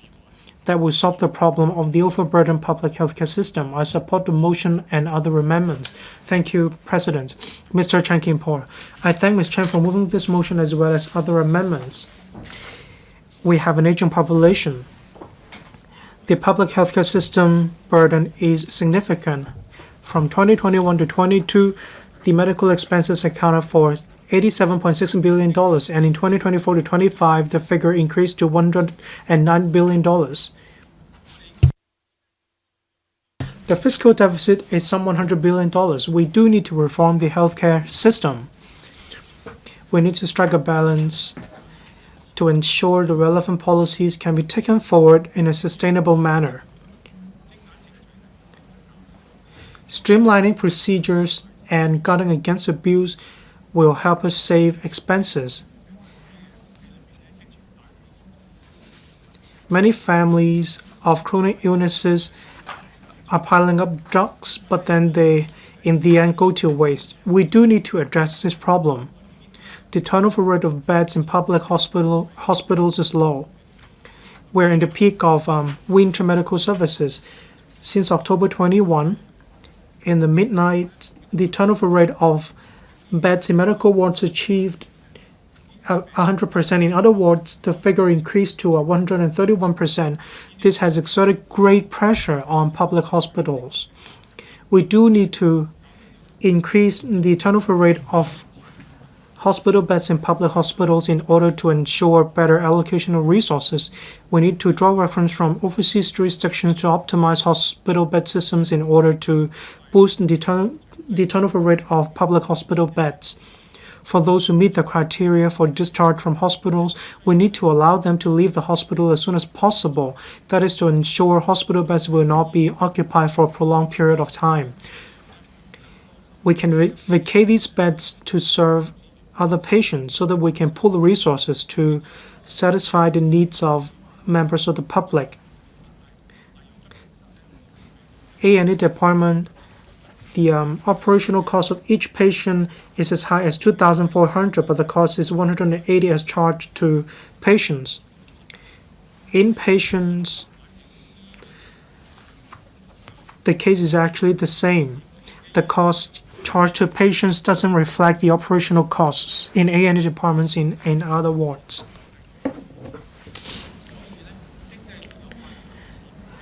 For citizens with financial difficulties, we do need to provide assistance. We need to draw reference from private clinics and increase the costs of public hospitals, but we need to make sure that the price level is still affordable. We can divert non-emergency cases to go to the private sector from the public hospital sector. So public hospitals can focus on serving patients with medical needs. This will improve the efficiency and quality of the local public healthcare system. In the face of significant medical expenses, the administration should make good use of resources. They should take stock of the existing public healthcare system. We need to provide higher quality and affordable medical services to the public. We also need to avoid excessive pressure on the public healthcare system. Thank you, Mr. Vincent Chang. I thank Ms. Rebecca Chan for moving this original motion. This gives us an opportunity to discuss reforming the local healthcare system.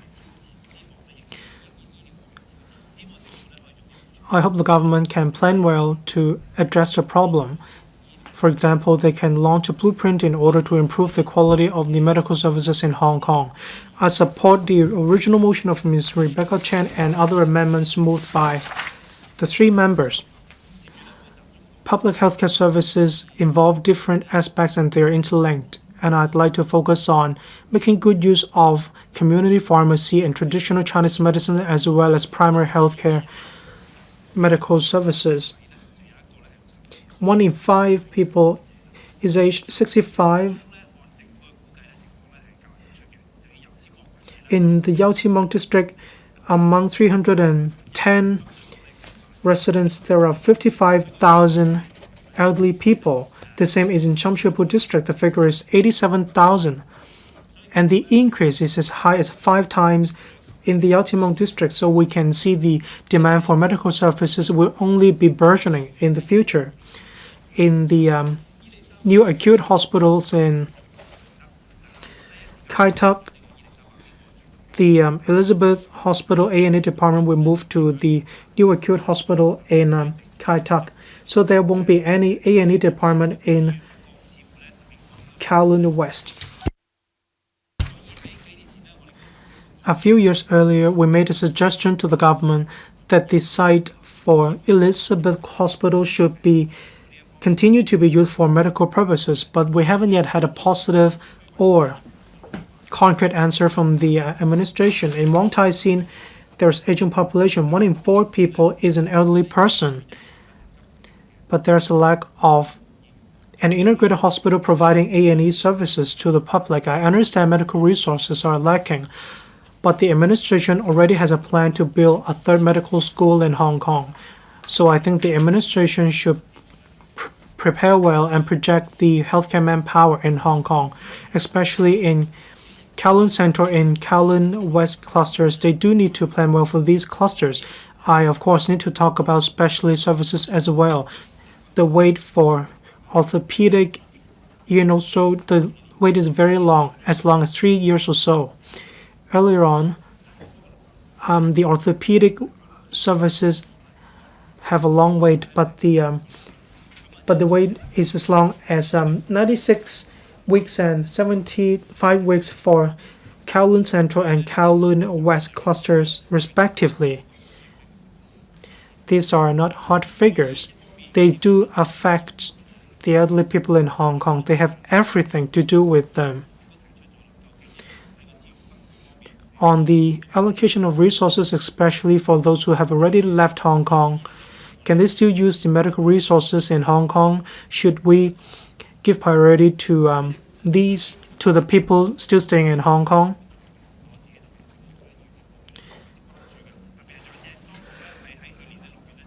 In June,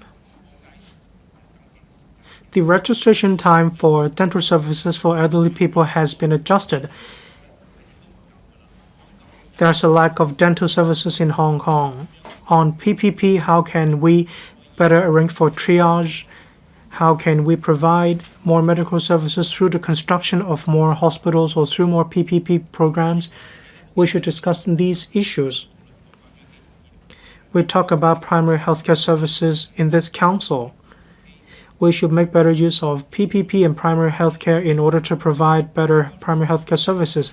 In 2019, in Hoi-yan district, we saw the first DXC. Now we see a total of 7 DXC and 11 DXC expresses. This is one of the ways to prepare for the three-tier mechanism. I went to the Shamshupo district, and I think the service over there leaves much to be desired. I hope that the administration will continue to ramp up publicity so that primary healthcare services will be better utilized by members of the public. I support Ms. Chen's original motion as well as the other 3 members' amendments. I hope the administration will launch a comprehensive healthcare reform blueprint.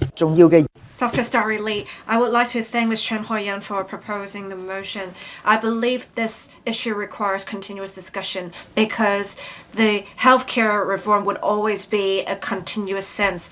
It's not just in Hong Kong. If you look at other advanced economies, they have been implementing healthcare reforms as well as health insurance. They have been quite important election topics as well.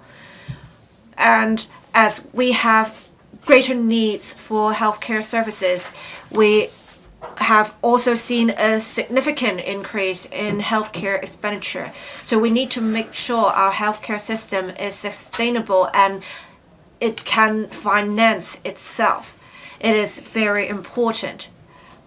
But let me say this, the healthcare system in Hong Kong is a safety net for the citizens of Hong Kong. And our team of medical personnel is quite reputable in the rest of the world. We have talked about a lot of people of Hong Kong going to the mainland cities in the Greater Bay Area to seek medical treatment, but we have also had people coming to Hong Kong to seek high quality medical services. So all along, I believe we need to really attach great importance to discussing healthcare-related issues. I will not think that the Secretary is not determined because he has all along been determined. But while we maintain stability, we also need to seek progress. The Secretary has many things to deal with. We need to seek healthcare reforms. That would be one.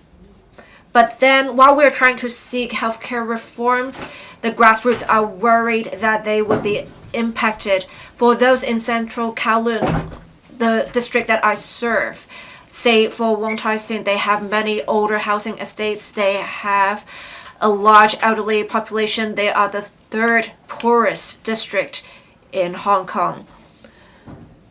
They have great needs for healthcare services. Unfortunately, in Wong Tai Sin, it is the district that does not have an integrated hospital that would have an A&E department. I hope the government can respond to the needs of residents because it would take time to address the imbalance in the provision of healthcare services. I urge the government to take forward the hospital development plan to make sure you take into account the needs of the elderly population in Central Kowloon, and that you will have a hospital in Kowloon to address the concerns of residents and their needs for healthcare services. With maintaining stability and seeking progress and seeking healthcare reforms, one big part of it would involve reviewing the fee structure.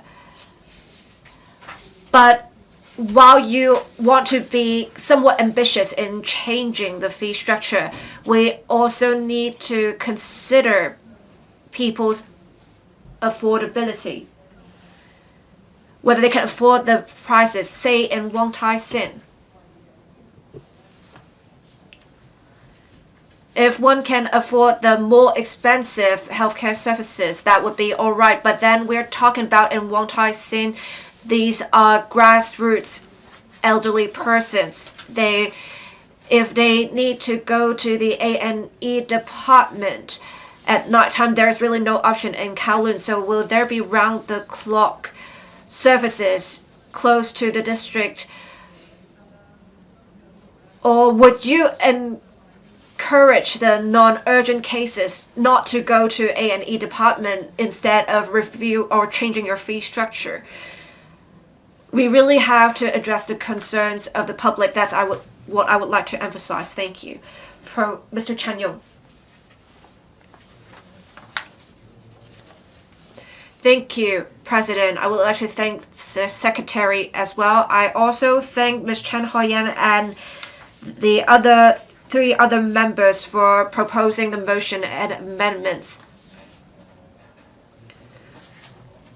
We have a good healthcare system, and President Xi all along said a healthcare system is a foundation of society. And in the 2024 policy address, the chief executive dedicated a specific paragraph on the deepening of healthcare reforms to safeguard citizens' health. We have the top lifespan in Hong Kong for females and the second longest lifespan for males in Hong Kong. So we do have a very good healthcare system that demonstrates that.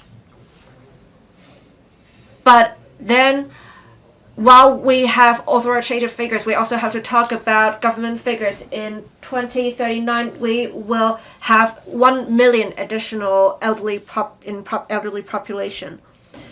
We need almost no cost when we seek services from the A&E department, but for those with chronic illnesses, they have to queue. And say Dr. Starry Lee or other district elected members in the DAB said they actually expressed concern because people would have to wait for a few years to get treatment. And some elderly persons said that they would probably die before they can get to see a doctor. This is truly quite heart-wrenching, so we really need to deepen reform so as to shorten the waiting time. But then we also want to make sure the healthcare system is sustainable. Due to time constraints, I can't be too comprehensive. The DAB has all along made several suggestions. Professor Chen Wing-kwong, for example, said there should be integration of Chinese and Western medicine. When the queue is too long, perhaps we can refer them to Chinese medicine practitioners. And during the COVID pandemic, we actually benefited from Chinese medicine ourselves. When we couldn't get treatment, and there was a long queue for medical services, it diverted the people to Chinese medicine services as well, so as to prevent the collapse of the healthcare system. We had the government promulgate a number of measures, and I do appreciate them. And in fact, the secretary is a renowned medical practitioner in the world, and I believe the reforms he proposed would be beneficial to the healthcare system in Hong Kong and the public in general. How can we actually divert people to other cities or the private sector? For example, we have had pretty good impression of treatments in the GBA mainland cities. So what can we do now? We can perhaps have a health insurance related policy. We have some really good grade 3A hospitals in the mainland cities of the GBA so that people of Hong Kong can be subsidized when they seek treatment from the grade 3A hospitals, especially for those already living in the Greater Bay Area.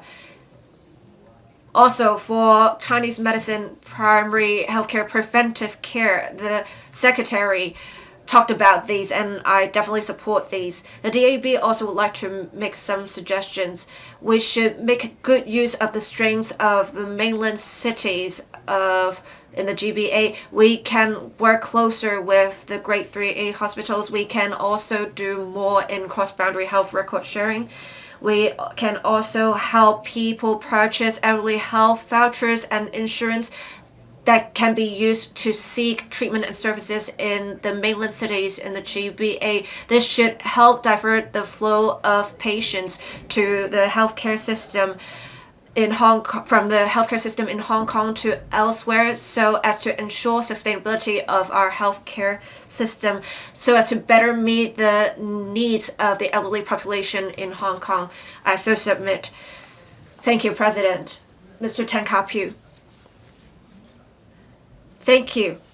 I would like to focus on, in particular, drugs, the problem of drugs. First of all, I would like to express my appreciation for medical personnel in Hong Kong. They have a good heart, they have good skills. People are going to the mainland for services because they are more affordable. But now they are seeking services, not just for the low-risk services, but also for the cancer services. And Mr. Edmund Wong talked about the use of biologics. These are used for the serious illnesses. It's not because Hong Kong's practitioners are not skilled enough. It's because Hong Kong's drug prices are much more expensive. It can be 10 times more expensive. More often than not, it would at least be 3 to 5 times more expensive. That's why people are seeking treatment in the mainland. We are talking about wanting to keep patients in Hong Kong. We want to maintain a healthy relationship between medical practitioners and patients in Hong Kong. We really need to lower the drug prices because no matter how skilled Hong Kong's medical practitioners are, if the drug prices are exorbitant, patients would rather go to the mainland. So we really need to do something about this. I have a few suggestions. So for the hospital authority in particular, they have limited transparency on drug prices. I have actually issued a letter to the hospital authority as a electrical member to ask them to give me a list of oncology drugs for each type of drugs. They weren't willing to provide such information. It is only when a patient with a particular illness that they can obtain information in this aspect. Don't we have the right to know? Also, we should learn from the mainland system. We should have centralized procurement, and then we can allocate the medication to the private hospitals. Let me also declare an interest here. I am a non-paid director of the CUHK Medical Center. If we can have centralized procurement and allocate medication to the private hospitals, would that help lower drug prices? The third suggestion is we really need to separate treatment services and drug dispensaries or dispensers. That would help enhance transparency on drug prices.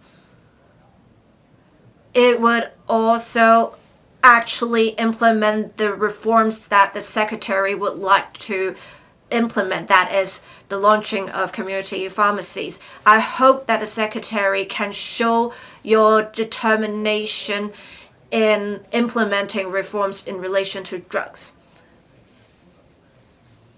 Now, I would like to express my appreciation for healthcare personnel in Hong Kong. We have been encouraging people to take advantage of the private sector, but there is difficulty in the sense that there is limited transparency. We can't really control the prices, but there should be transparency in the private sector. What can we do now? Can we perhaps let the Consumer Council conduct a survey on price transparency of private hospitals? And you can release such information to the public to make sure the public has the right to know, and we should have a transparency on the package prices on hospitals, and we should make sure the prices given on admission would be the prices charged in the end. Also, we need to make sure we mandate at some point private healthcare practitioners enter patients' information onto the e-health record system. They're doing it in the mainland, but for some reason, private healthcare practitioners in Hong Kong aren't willing to do that. Only private practitioner is in the CUHK Medical Center is doing that. I really hope the Secretary can take my suggestions. Dr. So Chun-Wing. President, we have a sound public healthcare system. Our treatment service quality is world-class, but the waiting time is long. Patients may not be able to get treated in a timely manner. 90% of the population uses the public healthcare service sector. Only 46% of doctors serve in the public sector. We can see that there is a serious imbalance between the private and the public sector. I thank Ms. Chan for moving the motion today. We have an aging population. Demand for healthcare service will increase. We need to have a healthcare reform. In the latest policy address, there is the proposal to deepen healthcare reform. The Secretary for Health suggests that there should be repositioning of healthcare institutions. The focus will be on prevention and health promotion. The HA will focus on acute cases, serious cases, and grassroots patients. Private sector will take care of chronic illnesses and sporadic illnesses, say flu and cold. The plan proposed by the Secretary is good. It addresses the shortcomings in our healthcare system. But we need to think about how to implement it. Grassroots should not be asked to pay more because it will cause controversies. The government should first put in place a good foundation for primary healthcare that focuses on prevention. There should be enhancement in healthcare financing. More incentives should be provided under the VHIS so that people will be diverted to the private sector. Chinese medicine should be promoted. Medical collaboration in the GBA should be enhanced. More choices will be made available for the public. Development of primary healthcare is an important part of the reform. District Health Center and District Health Center Express are set up in the territories. There is a referral service.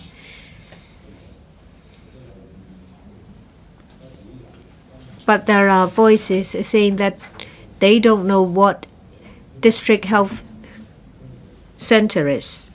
They don't know what services are available.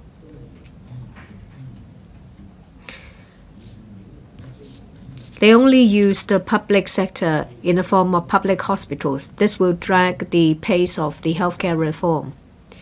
If the government has already started the development of primary healthcare, more effort should be put into publicity. The district health centers focus on specific districts.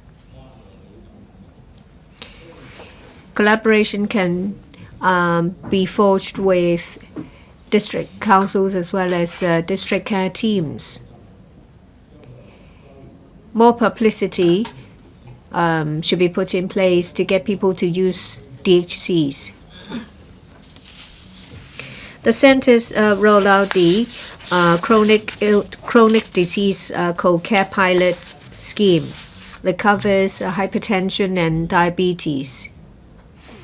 Patients suffering from these illnesses are encouraged to use the private sector.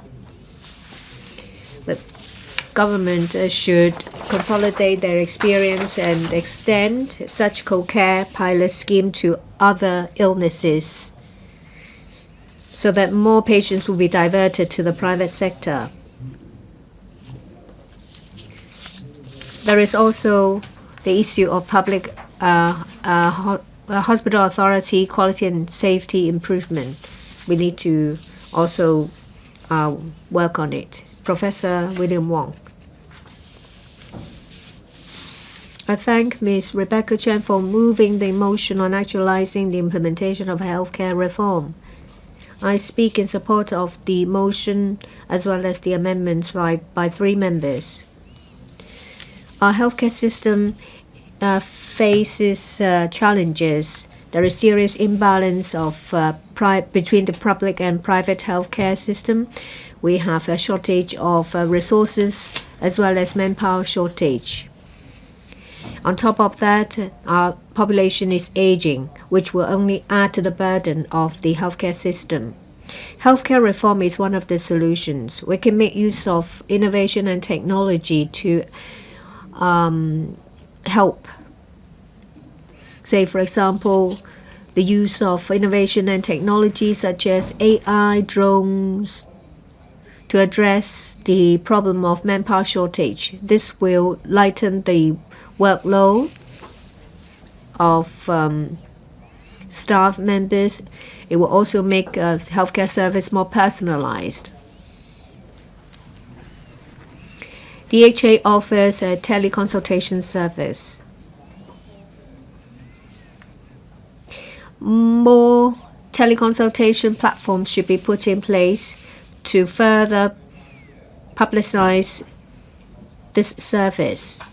More cases can be dealt with by teleconsultation service, which will reduce waiting time at GOPCs. Patients will still receive professional advice at home. And this is good for those living in a remote area. There is a teleconsultation service on the mainland. The number of registration reaches 400 million. It offers teleconsultation service. It makes use of AI, offering round-the-clock distant consultation service for their users.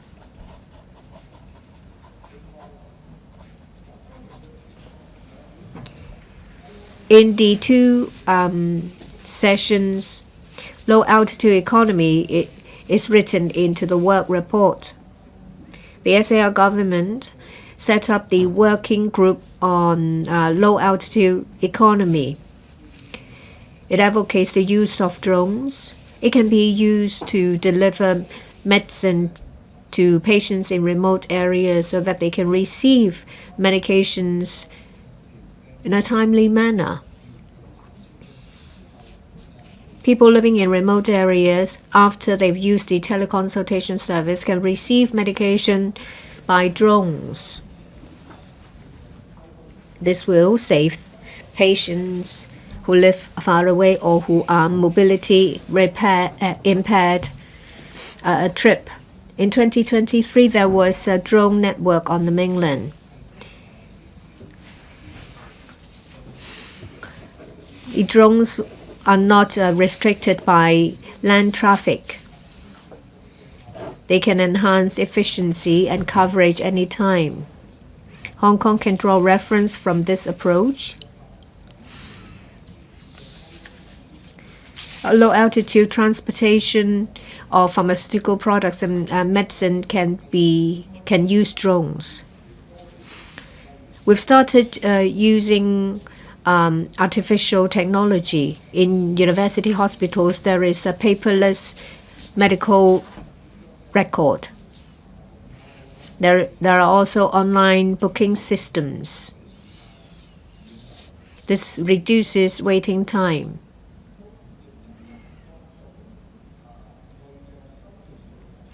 new technology and equipment is used. But the pace of application is very slow. I asked the government to pick up the pace in the use of technology to alleviate pressure on the healthcare system. Lastly, I asked the government to pay attention to the R&D projects at Inno Hong Kong. They should provide support for the commercialization of products. Does any other member wish to speak? Ms. Rebecca Chen, you may now speak on the amendments. First, I'd like to thank 3 members for their amendments. They have voiced their focus. They have enriched the discussion. Mr. Kingsley Wong talks about medical collaboration across the border and using the advantage of resources. I agree with that. Cross-boundary collaboration should be on R&D and healthcare. We need to have a genetic database and make use of it and develop it into healthcare data bank for Hong Kong. It can be used in R&D as well. If this can be used in the GBA, then we can enhance the reliability of the data system. We can be an innovation hub for the GBA. We can make better use of manpower and resources. In this way, we will become a healthcare innovation hub. Professor Chen talks about enhancing the role of Chinese medicine. The problem of aging population is getting more serious. There is an increasing demand. Chinese medicine is a team that will help. The Chinese medicine hospital will be commissioned this year. This will take us to a new chapter. What we need to do next is to review manpower and development of Chinese medicine. Say for example, dispensers and Chinese medicine practitioners. We need to put in place career ladder and progression ladder to enable better planning. Dr. David Lam talked about the collaboration and division of labor between the Primary Healthcare Commission and the DOH. This echoes what I said in my original motion. He also talks about collaboration and interface of different areas. Resources are focused on secondary and tertiary. From data in 2022 and 23, expenditure on healthcare exceeds $150 billion. For primary healthcare is a lot less than 28%. For secondary and tertiary, the total expenditure accounts for over 70%, which is over $108.7 billion. There is a serious imbalance. The situation is better in recent years. But the public have formed a habit that when they fall ill, then they go to primary healthcare services. We need to consolidate the fragmented service provision. We need to explain to the public and tell them where to find suitable service. What's more important is that the public need to understand. The provision of primary healthcare hinges on the change of behavior. We need the participation of the public. Services related to primary healthcare should be in the charge of the Commission. There should be categorization of prevention and ailment. For the former is related to publicity and health promotion. The latter is to tackle cases of chronic illnesses and sporadic illnesses. When it comes to elderly health center, women healthcare center, district health center, should be consolidated. It can be called primary healthcare centers. It will make it easier for the public to understand. Prevention service will be an essential service of primary healthcare centers. For ailments, it should be taken care of by family doctors, and there should be a proper network put in place for people to get used to and then to use. The public need to understand when they are unwell, where they need to go. I so submit. Secretary for Health. President, I'm once again grateful to Ms. Rebecca Chen for moving the motion and Mr. Kingsley Wong, Professor Chen Wing-kwong, and Dr. David Lam for their amendments. I am also grateful to members who spoke on this motion. A total of 24 members spoke on this motion. The current term government gave me 3 missions.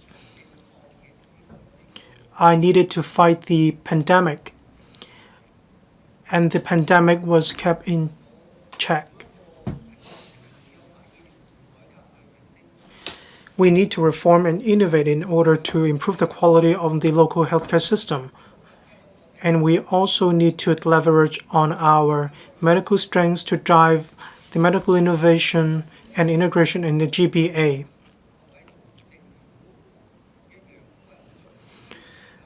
Members attach a lot of importance to medical reform and innovation, just like the administration. We have already worked on some suggestions made by members, and we are also planning to take on board members' suggestions. Some suggestions are really innovative. I thank members for your suggestions. We'll consider your suggestions. Members put forward a lot of suggestions, and I couldn't respond to every one of them. I'll focus on the highlights. Just now, Ms. Connie Lam made some suggestions, and I feel very strongly about them. Hong Kong people pay a lot of tax, but they don't receive a lot of social benefits. Comparison was also drawn to the healthcare system in Shenzhen. It is said that they have high-quality medical services. I know a lot about the healthcare system in Shenzhen. The patch is always greener on the other side.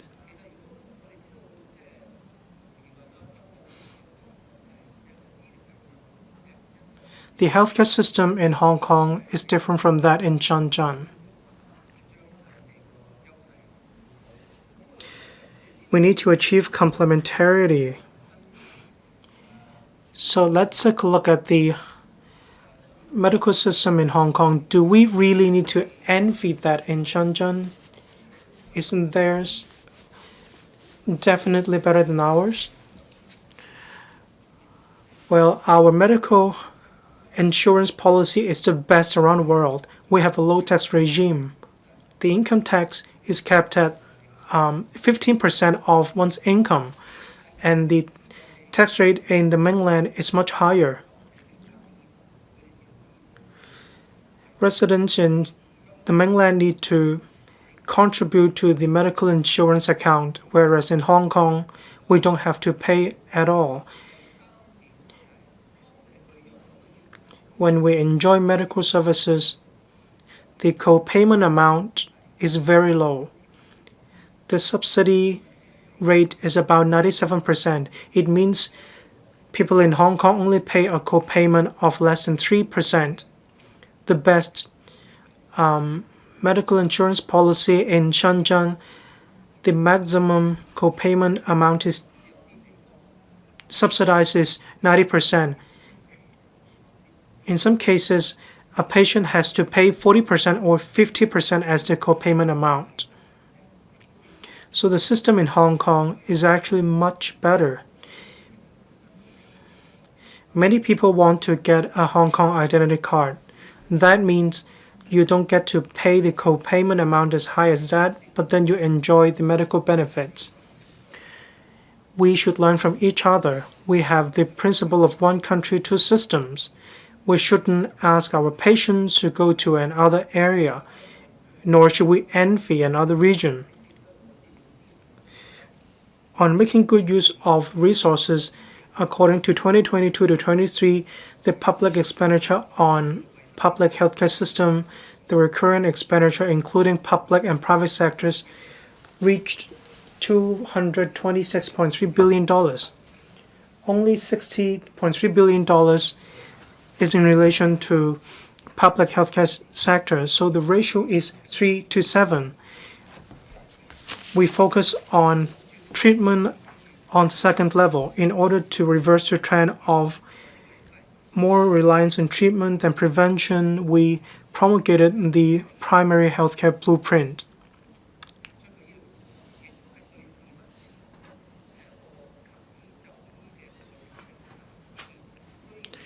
We aim to change the habit of Hong Kong people seeking medical attention. We need to ramp up publicity for ailments. We don't want Hong Kong people to go to the hospital. We need to reverse this trend. This is all about the reallocation of resources. We add resources in some areas, whereas we reduce some in another area. We need to build a good safety net. The medical services provided by the hospital authority should act as a safety net to take care of the disadvantaged, including the critically ill. We want to weave a thicker and a larger safety net so that Hong Kong people will be better protected by the net. The government and the HA is reviewing our fee level and mechanism. We want to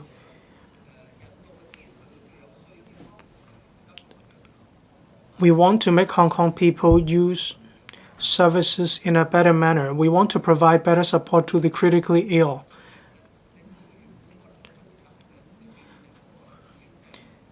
A middle-class citizen may become financially difficult in the case of critical illness. Ms. Carmen Khan, Professor Chow Man Kong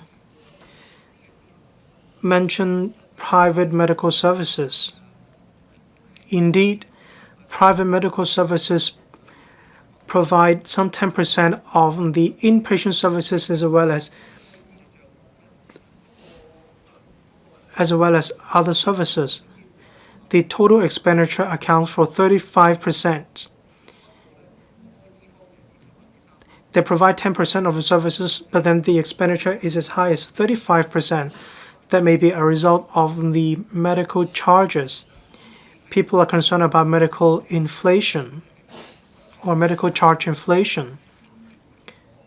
It also reflects the lack of efficiency in relation to medical treatment. So in the 2024 policy address, there are a series of measures for enhancing the efficiency of medical services, including drawing up clinical guidelines, as well as enhancing the efficiency of medical services.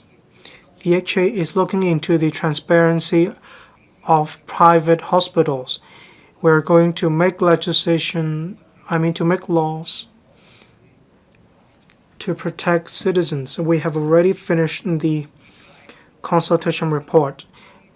We'll consult the industry in relation to drawing up legislation on the transparent charges of private hospital, so the members of the public will find it easier to budget their services in either private or public hospitals. On the VHIS, in April 2019, the government launched the program. It's been close to 5 years since. The aim is to provide regulation over insurance products so that Hong Kong people will be more confident in taking out medical insurance policies to pay for the relevant medical expenses. In March 2024, there were over 1.3 million insurance policies. Some 53% were taken out by people aged below 40 years old. This is very encouraging.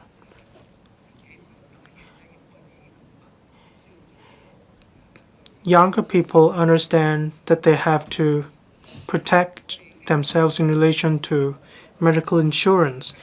After about 5 years, the government aims to collect more data, listens to stakeholders, and we will also take stock of the program from time to time to make sure they are suited to the needs of the Hong Kong people. We will conduct reviews from time to time. We will also consider including the Chinese Medicine Hospital in the scope of the VHIS. Talents in the medical profession are also close to members' hearts.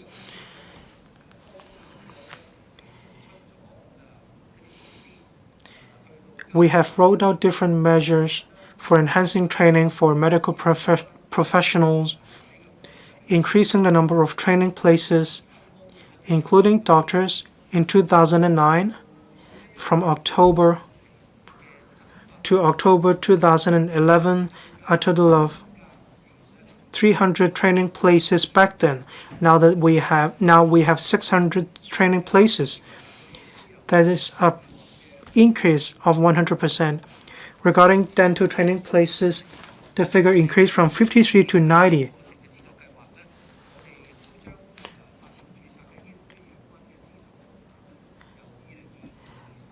From 2022 to 2023, there were 165 places in a short span of time.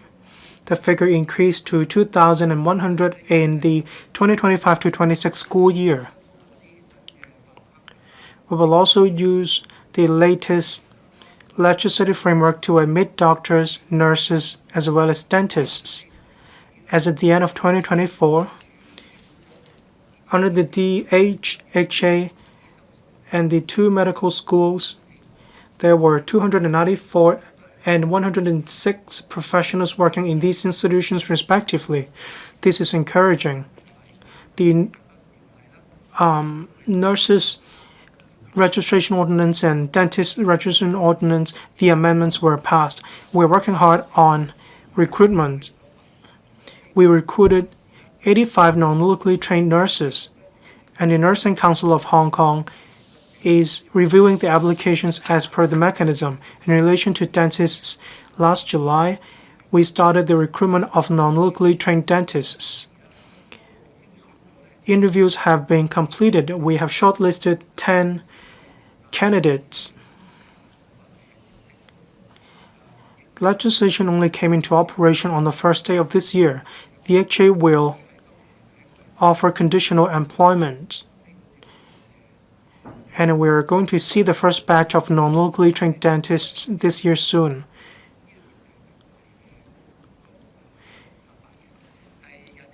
In relation to allied healthcare professionals, we want to admit more healthcare professionals to work in the HA and the DH.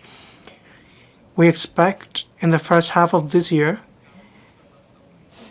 we'll introduce legislative amendment to the Council in relation to supporting local universities to build a third medical school in Hong Kong, including in Ngau Tam Mei, earmarking a piece of land to build a third medical school and an integrated teaching cum research hospital. I have to emphasize to build a third medical school. This is a very significant project for the local medical education. It involves a lot of resources, not just about the construction of a third medical school, but in relation to training talents, a lot of resources will also be involved. Medical education resources are involved as well. Clinical teaching staff, medical cases. A third medical school will involve these resources. So for the university that is going to build a third medical school, we need to make sure it will be able to build a third medical school that we expect. For eHealth Plus 5-year plan, It is an important project in our healthcare reform. From information sharing system, we are going to develop eHealth into a data sharing platform. It will also comprise management functions. It will be a one-stop shop in the healthcare sector. It is a smart healthcare ecosystem. It records all the medical history from the birth of a patient to the twilight years of a patient.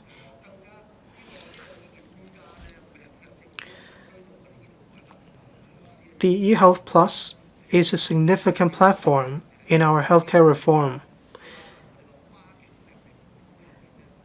For cross-boundary healthcare record sharing, the eHealth Plus serves as an important platform. In my opening remarks, I spoke on the reform of the healthcare system. Dr. David Lam mentioned very important points, and I'd like to respond to these areas. In relation to the public healthcare reforms, the government has instructed the HA to conduct review. We have already formed a review committee. Dr. David Lam said that he wanted to see private sectors going back to the public sector to serve. Can we encourage doctors to work even more proactively? Can we have a punishment and award mechanism? This is exactly one of the points that the review committee needs to think about. Regarding the employment time of non-locally trained doctors, Dr. David Lam said it is not fair to local graduates. But then I'd like to say for non-locally trained doctors, there is year-round recruitment, whereas for locally trained doctors, there is periodic recruitment. When they graduate, the HA recruits doctors or recruits locally trained doctors.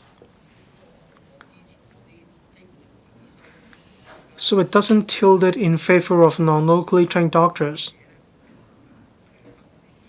There is no difference at all.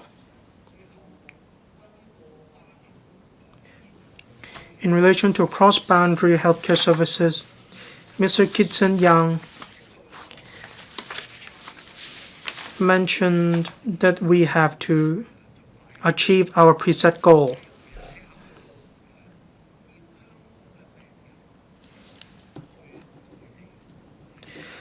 For Hong Kong people to go to the mainland to receive medical services, there is an important principle. First of all, this is the choice of a patient. There is medical integration with the GBA. Many Hong Kong people live in the GBA. We want to provide convenience for them, so we give them one more choice. But we also need to ensure medical quality. That is our principle. We also need to ensure interfacing of the systems. We need to conduct risk assessments, especially when it comes to critical cases and surgeries. We need to understand for cross-boundary medical services, if the government encourages Hong Kong people to go to the mainland to receive medical treatments in case of any medical incidents,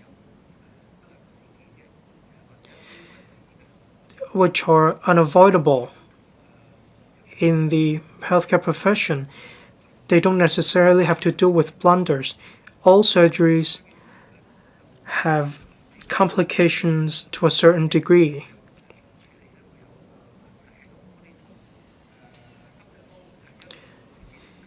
We have been maintaining a dialogue with the Shenzhen counterpart. We'll start with low-risk services.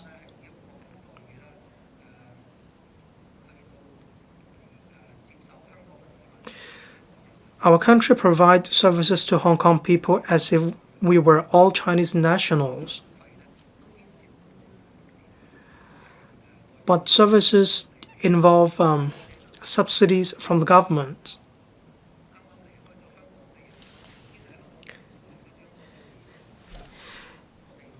When some Hong Kong people emigrate and leave Hong Kong, and when they return to Hong Kong, we need to understand that when they go to the mainland for medical treatment, we need to consider whether there will be any impact caused to the local area. I'm glad to hear from Dr. Frank Yan and Dr. Dick Chi-yun. They said we have had a lot of consultation sessions in reforms, but then the suggestions weren't taken on board. Well, I believe in relation to reforms, we need to walk the talk. We need to put words into action in relation to reforms in the mainland. Medical reforms shouldn't be only conducted by hospitals. There are a total of 4 tiers.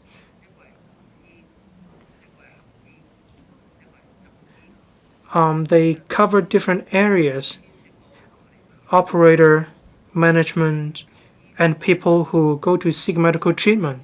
It has to do with the culture of seeking medical treatment.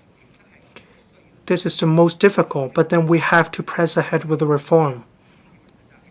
It is not just the responsibility of hospitals, government, citizens, or doctors. It requires the concerted support of the whole society. The media needs to disseminate information. We need to educate the public.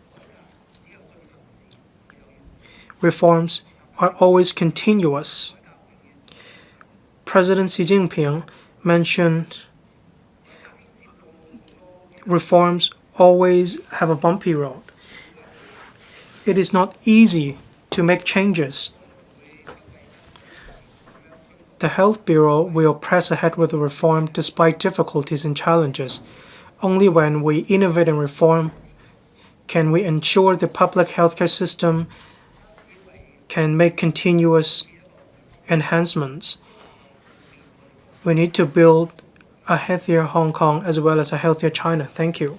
And I call upon Honourable Kingsley Wong to move an amendment. President, I move my amendment. I propose to question you that Mr. Kingsley Wong's amendment be passed. Will those in favour please raise their hands? Those against, please raise their hands. I think the question is agreed by a majority of each of the 2 groups of members present. I declare the amendment passed. Professor Wong, as an amendment is passed, you may move your further amendment. President, I move my further amendment. I propose to you the question that Professor Chan's further amendment be passed. Will those in favour please raise their hands? Those against, please raise their hands. I think the question is agreed by a majority of the 2 groups of members present. I declare the amendment passed. Mr. Dr. David Lam, an amendment is passed. You may move your further amendment. President, I move my further amendment. I propose the question to you that Dr. Lam's further amendment be passed. Those in favour, please raise their hands. Those against, please raise their hands.